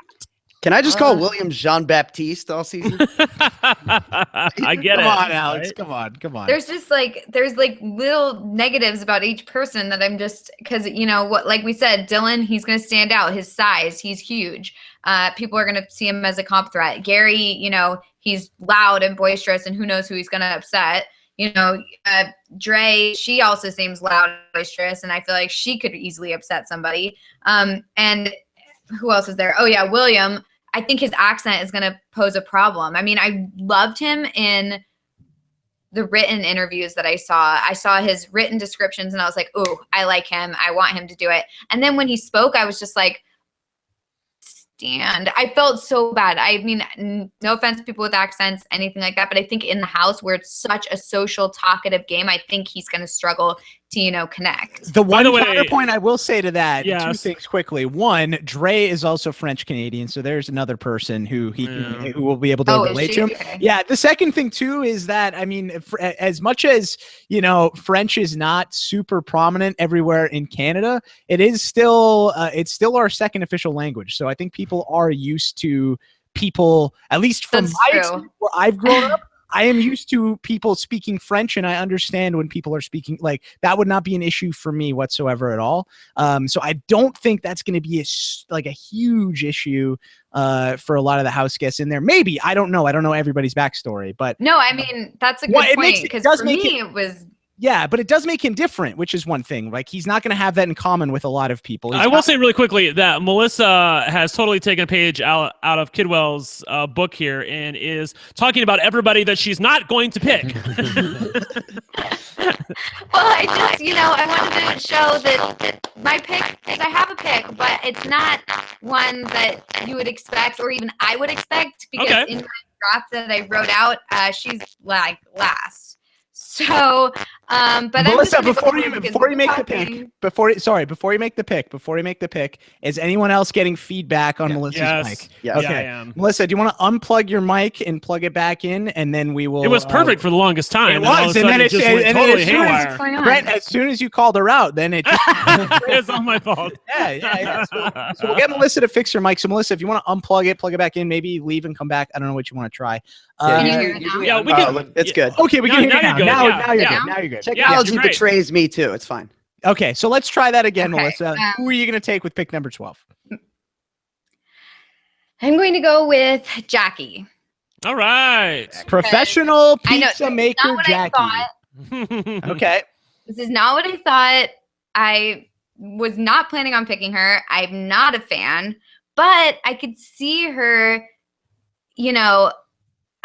she seems friendly. She seems bubbly. I could see her getting along with people. She likes Heather. And I could see her kind of pulling a Heather, where it's like, she's friendly and bubbly, but she doesn't really maybe connect, but she just gets in there somehow and somehow like wins competitions. I could see her winning competitions. I could see her, making friends with people who knows. I don't know. For some reason, I just feel like she might just be a sleeper pick. I think the thing with Jackie that concerns me is that her job title is professional pizza maker, but she doesn't actually make the pizza. She just puts it in the oven and is like, it's done. I don't know. It's just like, okay. It's also, go ahead. To be fair, it's totally possible that they decided that occupation for her, because have you seen The Bachelor, where they're like, you're, a dog lover, you're obsessed with carrots or something, and that's not their profession. Maybe she doesn't have. That is true, but I will say, at least from my experience, I was able to choose my Chiron. I was able to say student. I didn't have to say whatever I wanted to say. Mind you, I don't really have anything else to say. So let Harley be unemployed all season. Surely she had options, right? I don't think they want like model as a title, and I think they were like, well, what else? Wouldn't they say, like, I don't know, you work in a restaurant, like not professional, like professional pizza maker. I feel like this has like show producer written all over it. It's like, oh, people will love professional pizza maker. Yeah, I guess. Yeah, we'll have to ask Jackie after the show. But anyway, Melissa, either way. Could go either way. Yes. Yeah. Well, no, I think that I saw that, and I'm just letting that part go, because I just think that she could slide under the radar somehow and surprise us all. And I mean, she could be one of those people who picks up the game like halfway through and ends up, look at Natalie. Like, nobody thought that Natalie was going to go or be strategic at all or have any, sort of thinking. And she was able to convince James to do certain moves, and she was able to pull together the girls. I just feel like there's a possibility here. It's a very slim possibility, but there is a possibility. Hey, we're at pick 12, so you know what? We'll take slim possibilities at this point of the draft. Alex Kidwell, she's got a boyfriend. Do you think that's going to help her or hurt her? I don't know that it necessarily will play too much of a role. Showmance doesn't necessarily have to be an asset of every young, attractive girl's game. Because we saw Heather and Rochelle. Plenty of people that season had boyfriends, and it didn't seem to impact their games too much. I think the thing that I like about Jackie, and, obviously, I think Melissa laid out really the case for both why she's bad and good in a lot of ways. But the thing that I like is that of the newbies, she seems like she's not going to be the person you catch like holding a meeting, like getting people together and strategizing. And how often do we need to see in these mixed seasons that those are the newbies that go first? The newbies that try to rally the newbies are always the first to go. And I don't think you have to worry about that from Jackie. So she could very easily find herself in that Natalie position, much more likely, I think, than most other people here, where she's just not threatening. So, you know, the vets could win the initial war, and then she kind of like lingers for long enough to a point where she can be a piece that someone can pick up, and then the numbers can shift, and who knows what can happen after that. Yeah, I think if this was like a day's draft, like if we're just picking who lasts the longest, I think Jackie's an excellent pick, because who's going to target Ginger Ninja 2.0, as she was said in her global bio, which got points with me, of course. I thought that, you know, I don't really see what Taran, why would anybody, is there any scenario in which this girl's out early? Well, sure. I mean, she's the kind of person like, you know, first of all, she could just be a total like lunatic, and that can make her go out early. But also, she's somebody who, you know, she's probably not going to, you know, necessarily fit in that well with all the rest of the house guests. She could be an easy first boot or something like that. But I will say, I will admit to sabotaging Melissa's mic, because I saw that she was going to pick Jackie, and I wanted to pick Jackie because I really think that Jackie has a great shot here. I really see the Heather comparison. I feel like Heather was this person who, you know, she had a boyfriend, I believe. Yes. You know, so she wasn't getting in showmances like Jackie's not going to be. So she's not going to get too involved with those guys, probably. She's probably going to be more apt to work with those girls, but definitely is not going to be, you know, at the top of that target list. And that kind of personality, Heather, she was so isolated, and nobody recognized how valuable that is until Neta finally picked her up. And I feel like with these vets in the house, they are going to recognize, hey, look, she is a new player, and she's not fitting in with the rest of those bros or whatever, the showmances. She's somebody, she's malleable. We can pick her up. We can use her as a number. And this being Big Brother Canada, once those vets turn on each other, she could be used as a pawn. She could have a couple twists go her way. She could be Canada's sweetheart. She could win this game. I could easily see it happening. That's why I was hoping that I would get her. Wow, yeah. High praise from Taran Armstrong. Yeah, I think also, too, if she's playing that Heather type of game, you know, you mentioned Neta picking her up. Hey, guess who's here on this season? Exactly. Neta. So I could totally see Neta working with Jackie, and they have that BC connection. They're both from British Columbia, so I think that they're close by. So I think maybe they can relate on some level with that as well. Brent, anything you want to add? Final thoughts on Jackie before we move on to Taran's pick? Oh, and we lost Brent. Okay. Guess he has no thoughts. Guess he has no thoughts on Jackie. That's okay. That's how we feel. So we lost Brent, but that's okay. I'm sure he'll be back soon. So before we get Brent back, Taran, you've got pick number 13. I do. What are you going to do now that Jackie's off the board?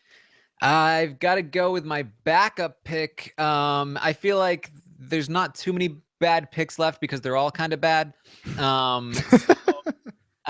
So I'm going to go with Dre. I feel like Dre has some upside at the very least. She's a fan of the show. I always like that. I love when people get annoyed when I say that, but I do think they have an advantage.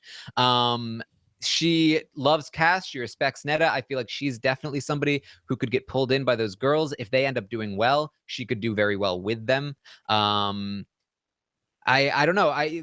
My concerns with her, she's, you know, she talks about being extra. She talks about, you know, I don't like know-it-alls. Clearly, she doesn't like us or Rob, so that's no good. Of course. Good thing I'm not there. That's good. And as I mentioned in the preview, you know, the answers to some of these questions, she constantly seemed like she was trying to subvert the question and like get around. Like I have like this unique answer that doesn't actually answer what you're asking. So I don't know how highly that speaks of her social ability. But I do think that she's very smart, and I think that she can fit in with these other women. And so I think that she does have some good upside. She could be a player. Like the upside there is that she could be a player that like is one of those strategists up there with Cass and Neta, and that could be awesome. I don't necessarily see it happening, but at least it's there. So that's why I took her. Alex, what's the downside with Taran picking Dre there? Well, I mean, you know, it's very possible that she doesn't fit in. I mean, she is from Montreal, and I don't know if maybe that'll be something that, you know, works against her or not. But I mean, it's very possible that she just, you know, finds herself as a bit of an outlier. I mean, she's a master's student, so she's probably pretty intelligent, and the average Big Brother cast is not. So maybe she doesn't find a lot of common ground with people. Maybe she's trying to talk about more intellectual topics, and all everyone else is talking about is that time Mark went to the beach and got like a streak in his hair or something. So, you know, who knows? I mean, but I think there's definitely upside too with Dre. And at this point, it's very hard to ignore anyone who has the, you know, smallest amount of upside, because I think she definitely seems to have like thought some things through. She seems like she could come into the game and potentially figure it out. And when you compare it to, you know, the remaining players, I think there's, you know, you almost can't go wrong. But Dre, I think, was probably who I would take at this point as well. Brent, what did you think about Dre when you first saw her? What was your first impression? Isn't this the girl who said that she would rather lose the game and be loved? Okay, yeah, that's where I just zoned out. Like, why are you here? Like, seriously, why put this person on a show? I mean, maybe on down the line you're going to get to see her, you know, grapple with the fact, you know, do I really need to make a move here? And, you know, will I be hated by Canada? Can I make this? Can I take Neta out of the game? Can I take Kevin out of the game? You know, do I want to be the person who did that?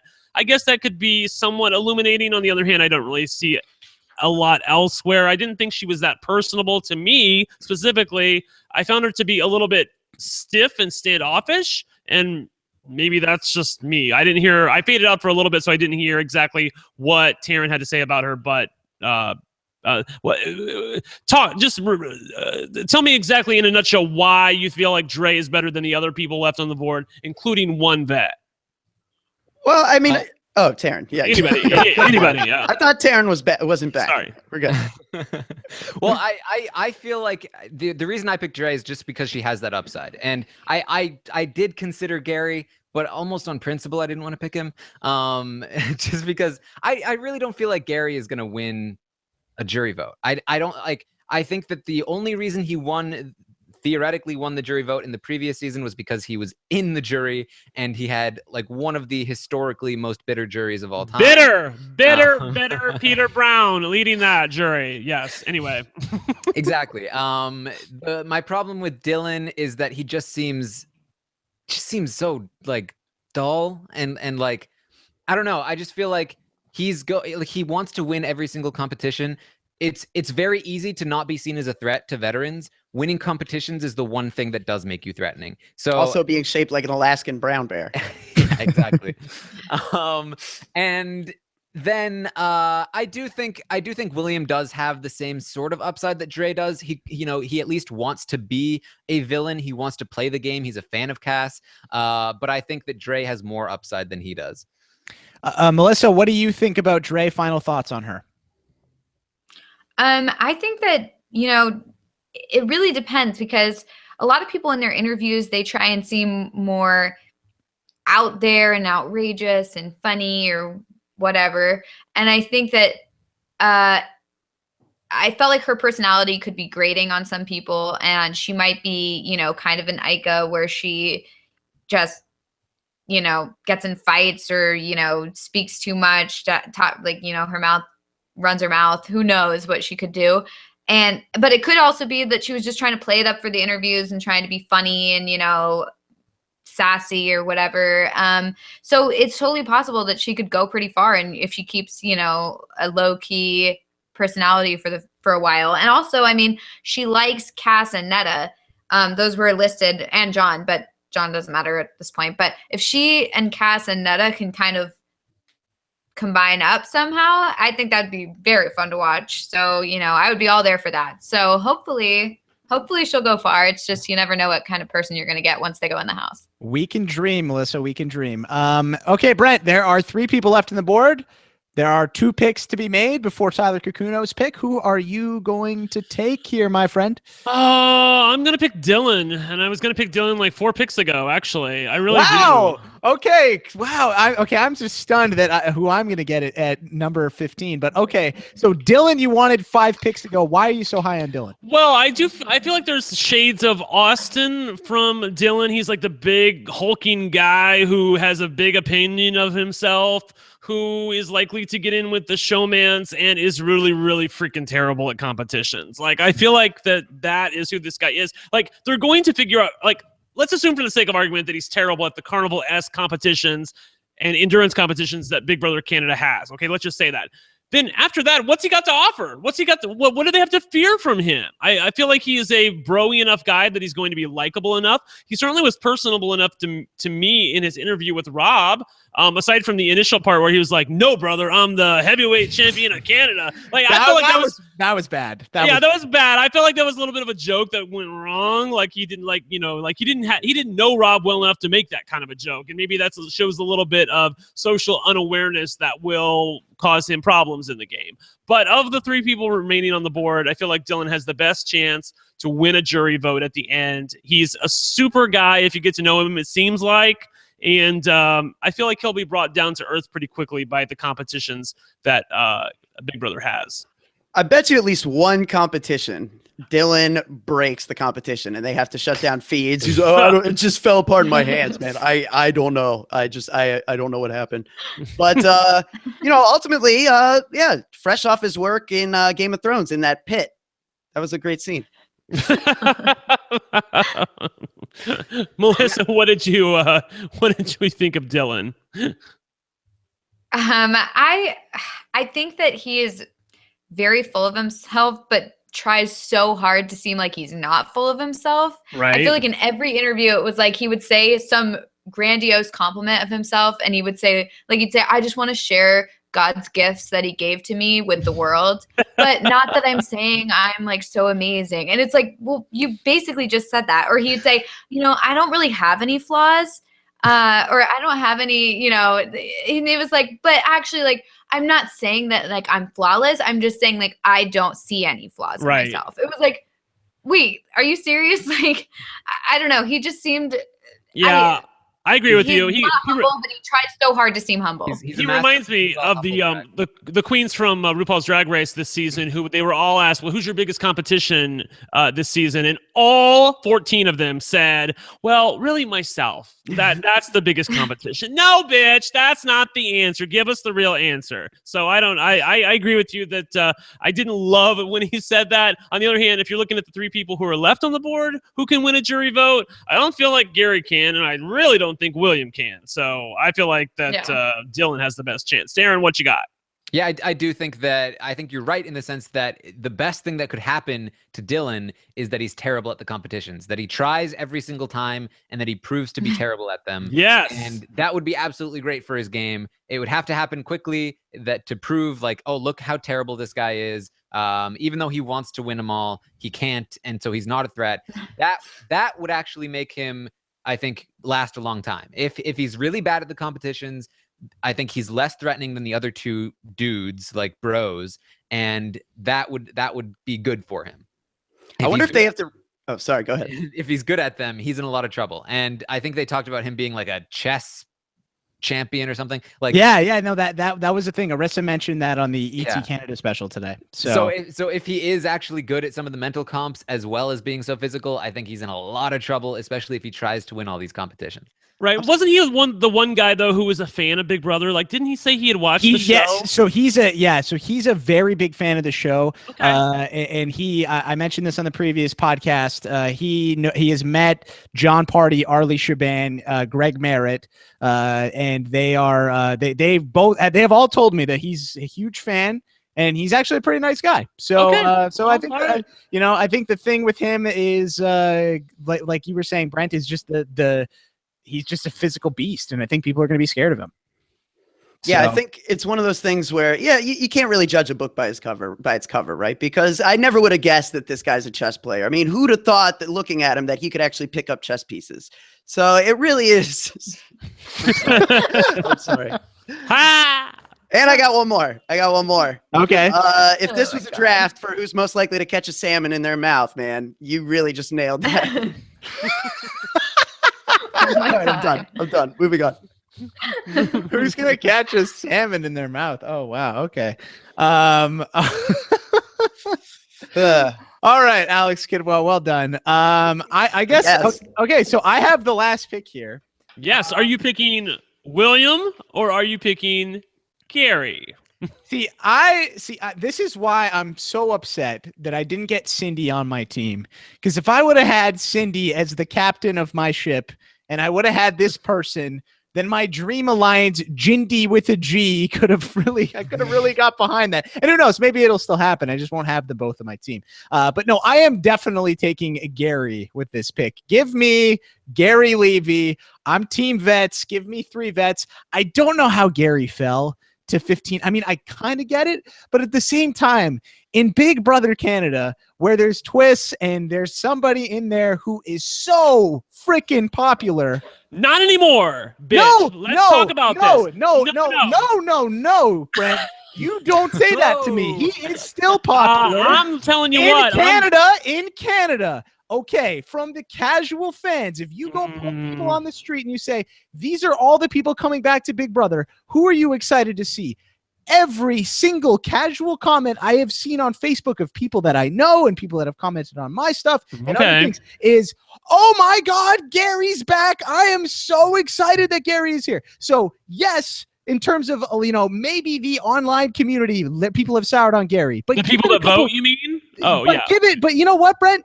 Give it a week. Give it a couple weeks. I think Gary can win them over. he's hilarious. He's great TV. Right. People like Gary. I'm Canadian. You can't tell me what Canadians don't like. I know. You're American. Jordan's got his finger in that maple syrup. I do. It's over here. No, but for real, is Gary gonna win? No, probably not. But between him and William, I mean, William has not played this game. Gary has played this game. Who's gonna gun for Gary? That's not the question, though. The only way you win this draft is if the person wins the game. You think William's winning this game? I do not think so. Can Gary win a jury vote? I cannot see that. If Gary is in the end with, who knows? We don't know how this season's going to play out. Let's say Gary's in the end with somebody who, let's say it's the same thing. Let's say Gary gets voted out. Okay. He goes to jury, hangs out. People have fun with him for 3 weeks. Then he comes back into the house, plays all the way to the end again. Who says that they're not going to do the same thing? The Big Brother gods. Like if the odds of that happening are the same odds that he loses again on a fluke vote, like it's not gonna happen. But he also too, the other thing, the last time he's sitting against Jillian, obviously Jillian should have won that vote. And there's things, there was a reason why things went that way with the whole jury stuff and the forgery alliance that happened with Peter and those guys. But if he's not against Jillian, if he's against, Jackie or someone, I don't see why Gary couldn't beat Jackie. Why not? I don't know. I just feel like William is. He made Neta change her dress, Jordan. That's why not. Yeah. Well. Yeah. There's that. But here's what I will say about the other thing I will say about Gary. It's a situation where I'm like, this guy's played before. You never know what's going to happen. I know production loves this guy. They're gonna. I really don't think, other than Neta, who they have that situation going on. Who's gonna want to go for Gary? I mean, at least at the beginning, I don't really think anybody is. I could easily see Gary getting antsy and starting to talk with the new players, and the vets being like, he's a liability. We need to get rid of him pretty early. Yeah. But maybe he becomes maybe he takes over for Bruno. Maybe he leads all the newbies. Maybe Gary. Yeah. Maybe Gary is the messiah of the newbies. He's friends with Jose. Yes. Did you guys see Jose tweeted support for Gary? There you go. Oh my God. Yeah, they're friends. So it's great. No, it's for me.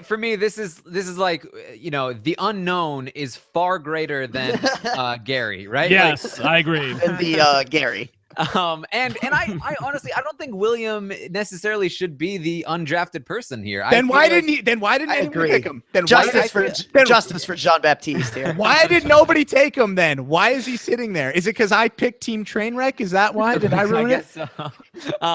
I don't know. I feel like William definitely has a lot of downside, but I do think that there's a chance that William comes away as a decent player here. If not a good player, there's a chance. Whereas I don't think there's a chance it ever happens with Gary. I don't think Gary ever comes into this game and becomes a good player. I think there's a small chance that William does, and I think that alone would make me take William over Gary.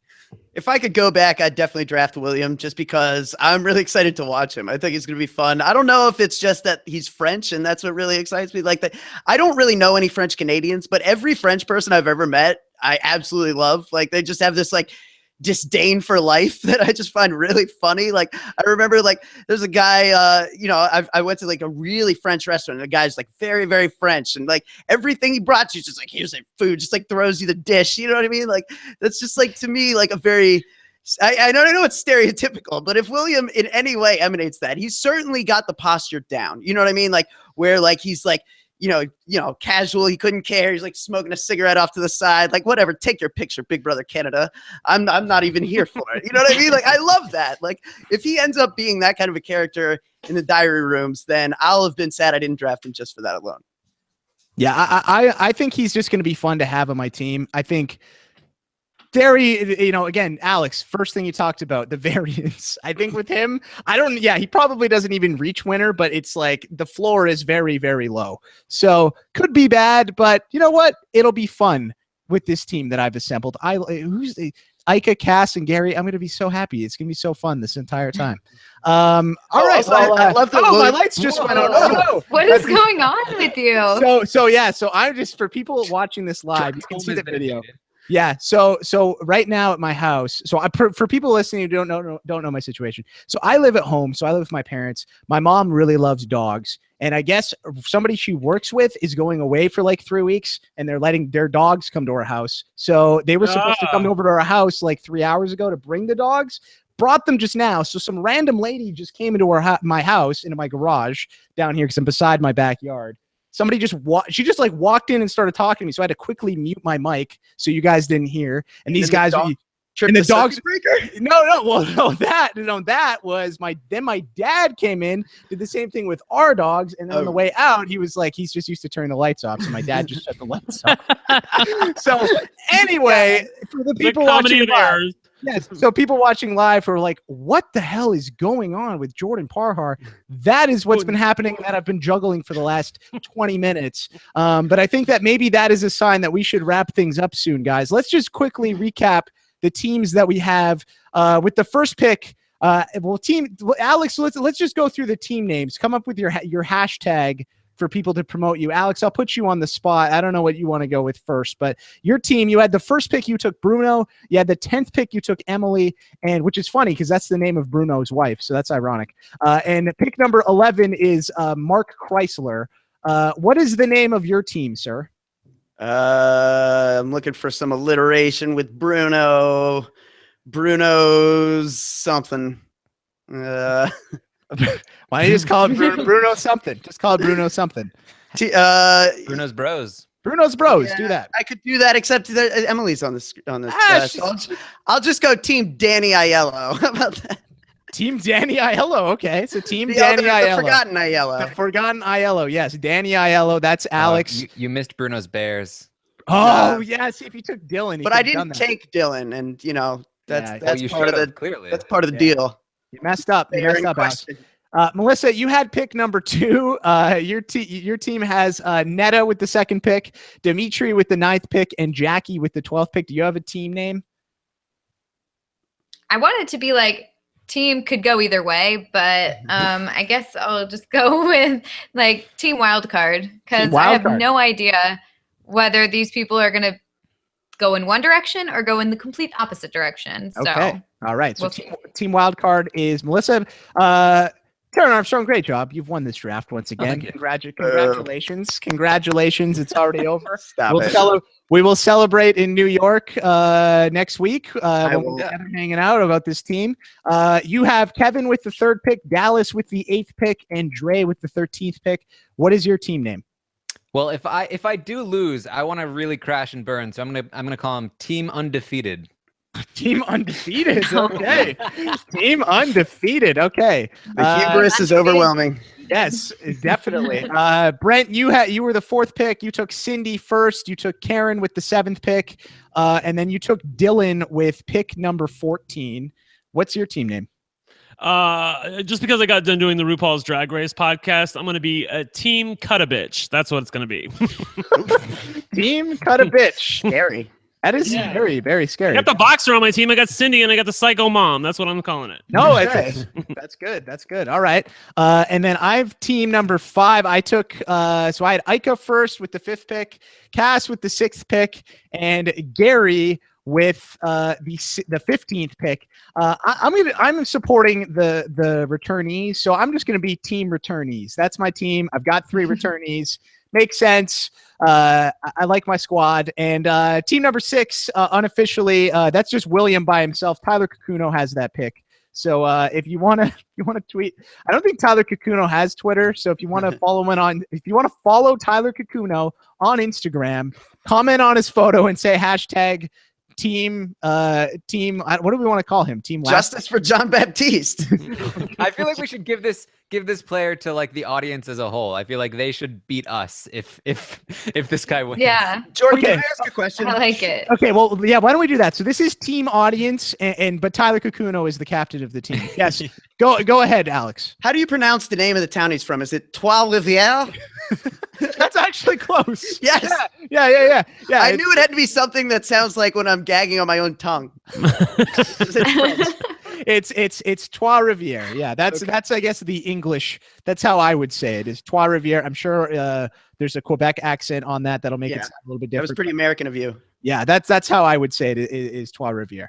Okay, so team audience is going to be William by himself. So after the show, if you guys want to, if you made it all the way to the end, if you want to tweet us, let us know which team you think is going to win. Team Danny Aiello, Team Wildcard. So Team Danny Aiello is Alex. Team Wildcard is Melissa. Team Undefeated is Taran. Team Cut a Bitch is Brent, and Team Returnee is me, or if you believe in William, Team Audience. Let us know about that. Before we close things out, guys, just some housekeeping stuff. We got 4 things, so buckle up. There's quite a few things we need to talk about. First, the schedule for what we're doing for the podcast. I don't know if this has been officially announced. I think Rob talked about this, but just to confirm, Rob Sesternino will be live on Monday nights talking about Big Brother Canada 5 live after the episode. So look for that Mondays. That'll be after the East Coast airing of the episode. Wednesdays, I will be live on the RHAPpy Hour. We will be doing an episode recap, and then we'll be doing kind of a live feed roundtable, so kind of a hybrid of what we were doing during Big Brother 18, just talking about what's going down on feeds, where people are at, trying to predict what the next week is going to bring. So that'll be myself and the LFC. And then on Thursdays, we're going to be doing an eviction recap every week. Still need to figure out the exact timing of that every week because Arissa is doing an interview with the house guests that is evicted right after the episode on Facebook Live. So that's probably going to be sometime after that on Thursdays. We'll have a couple LFC people with us. We'll have probably a BB Can alum with us every week as well on those Thursday shows, just to talk about the season and that kind of stuff. So just to let you guys know, that's the schedule this week. Again, so for this week, we were live Monday. Wednesday, we will be back right after the premiere. And Thursday, same thing. Shortly after the eviction, we will be talking about who went home. Have not locked down that guest yet. Still working on that, but should announce that for you shortly. Okay, so that's the first thing. Second thing you guys need to know: if you are in the New York area, we are recording a live podcast next week, VIP podcast at Podcast House, where Alex Kidwell, Taran Armstrong, and I will be hanging out. Rob Sesternino is going to be coming as well. So if you are in the New York area, you like Big Brother Canada, and you want to come to that taping, it's limited because we're like in an Airbnb, so we can't fit like 30 people. So we're only going to be able to fit a few people, but if you want to come to that show, make sure you just retweet the link to this. There's a very simple contest. You retweet the link to this, send me an email, parharjordan@gmail.com, say you want to come. We'll put all the names in a hat. If there's any names, I don't know. And, we'll determine it from that. But anyway, if you're interested in that, just want to let you guys know about that. You can hang out with Alex, Taran, and I for a couple hours one night. Rob will be there too, maybe some other friends as well. So yeah, if you want to do that, go ahead and do that. I can work the door, which incidentally is how you get punched in the face. Working a door. Is that how you got punched in the face, Alex? Absolutely. Oh no, that's so sad. Like I brought it full circle. Okay, it comes with the territory. Yeah. It does. Wow. Okay. Well, we'll get probably the Mats to handle the door. I think good. Matt Gagan, make him head of audience control. So we'll do that. Third thing, if you can't come to New York, sorry, Brent, we're putting you to sleep. It's okay. You can if you need to head out. It's okay. I'm fine.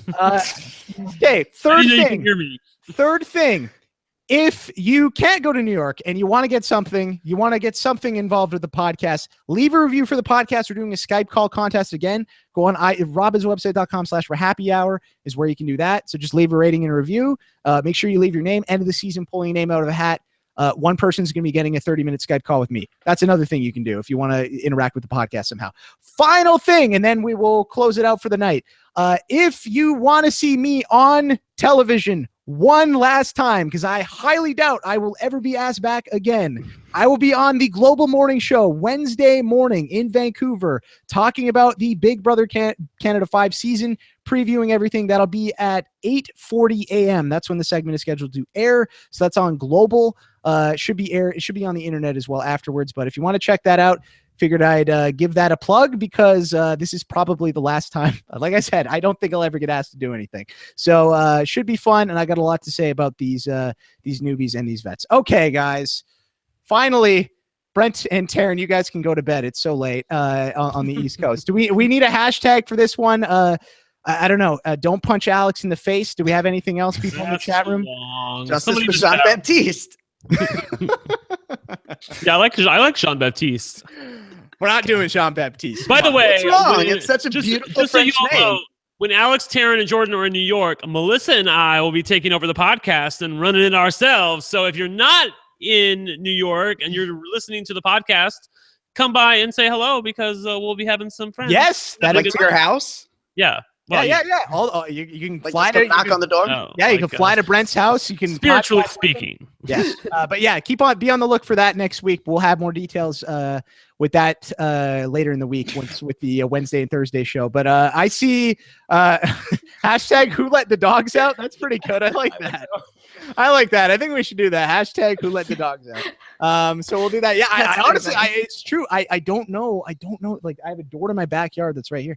I don't know this person's name. So I literally, Who Let the Dogs Out? I do not know. Yeah, you looked terrified when. Yeah, because I was just like, what? I believe it was the Baja Man, Jordan. It was the Baja Man. He typed in the chat, there's some lady that walked into my house with dogs, and I don't know what's happening. Guys, okay, so the guys help in all caps. Yes. We'll go with that hashtag. Hopefully it'll be a little more organized on Wednesday and Thursday. But don't forget to follow these guys on Twitter. Alex is at Alex Kidwell. Brent is at One Lucky Game. Melissa is at It's Melissa. Still It's Melissa, right? Yes. It is. Okay. And Taran is at Armstrong Taran. Guys, anything we want to say before we get out of here? Yes? Let's go. Let's go. Season 5. Almost here. Thank you so much. You've made it all the way to the end of this. This is a long podcast, so we greatly appreciate it. Thanks for being aboard this season. We can't wait to get into BB Camp 5. It's almost here, guys. 48 hours away, and we'll know who the first HOH is and all that good stuff. So should be tons of fun this season. I can't wait to get into it. But until Wednesday, we will talk to you guys later. For Alex Kidwell, Brent Walgamont, Melissa Denny, and Taran Armstrong, I'm Jordan Parhar. Hashtag Who Let the Dogs Out. We'll talk to you soon. Take care. Peace out.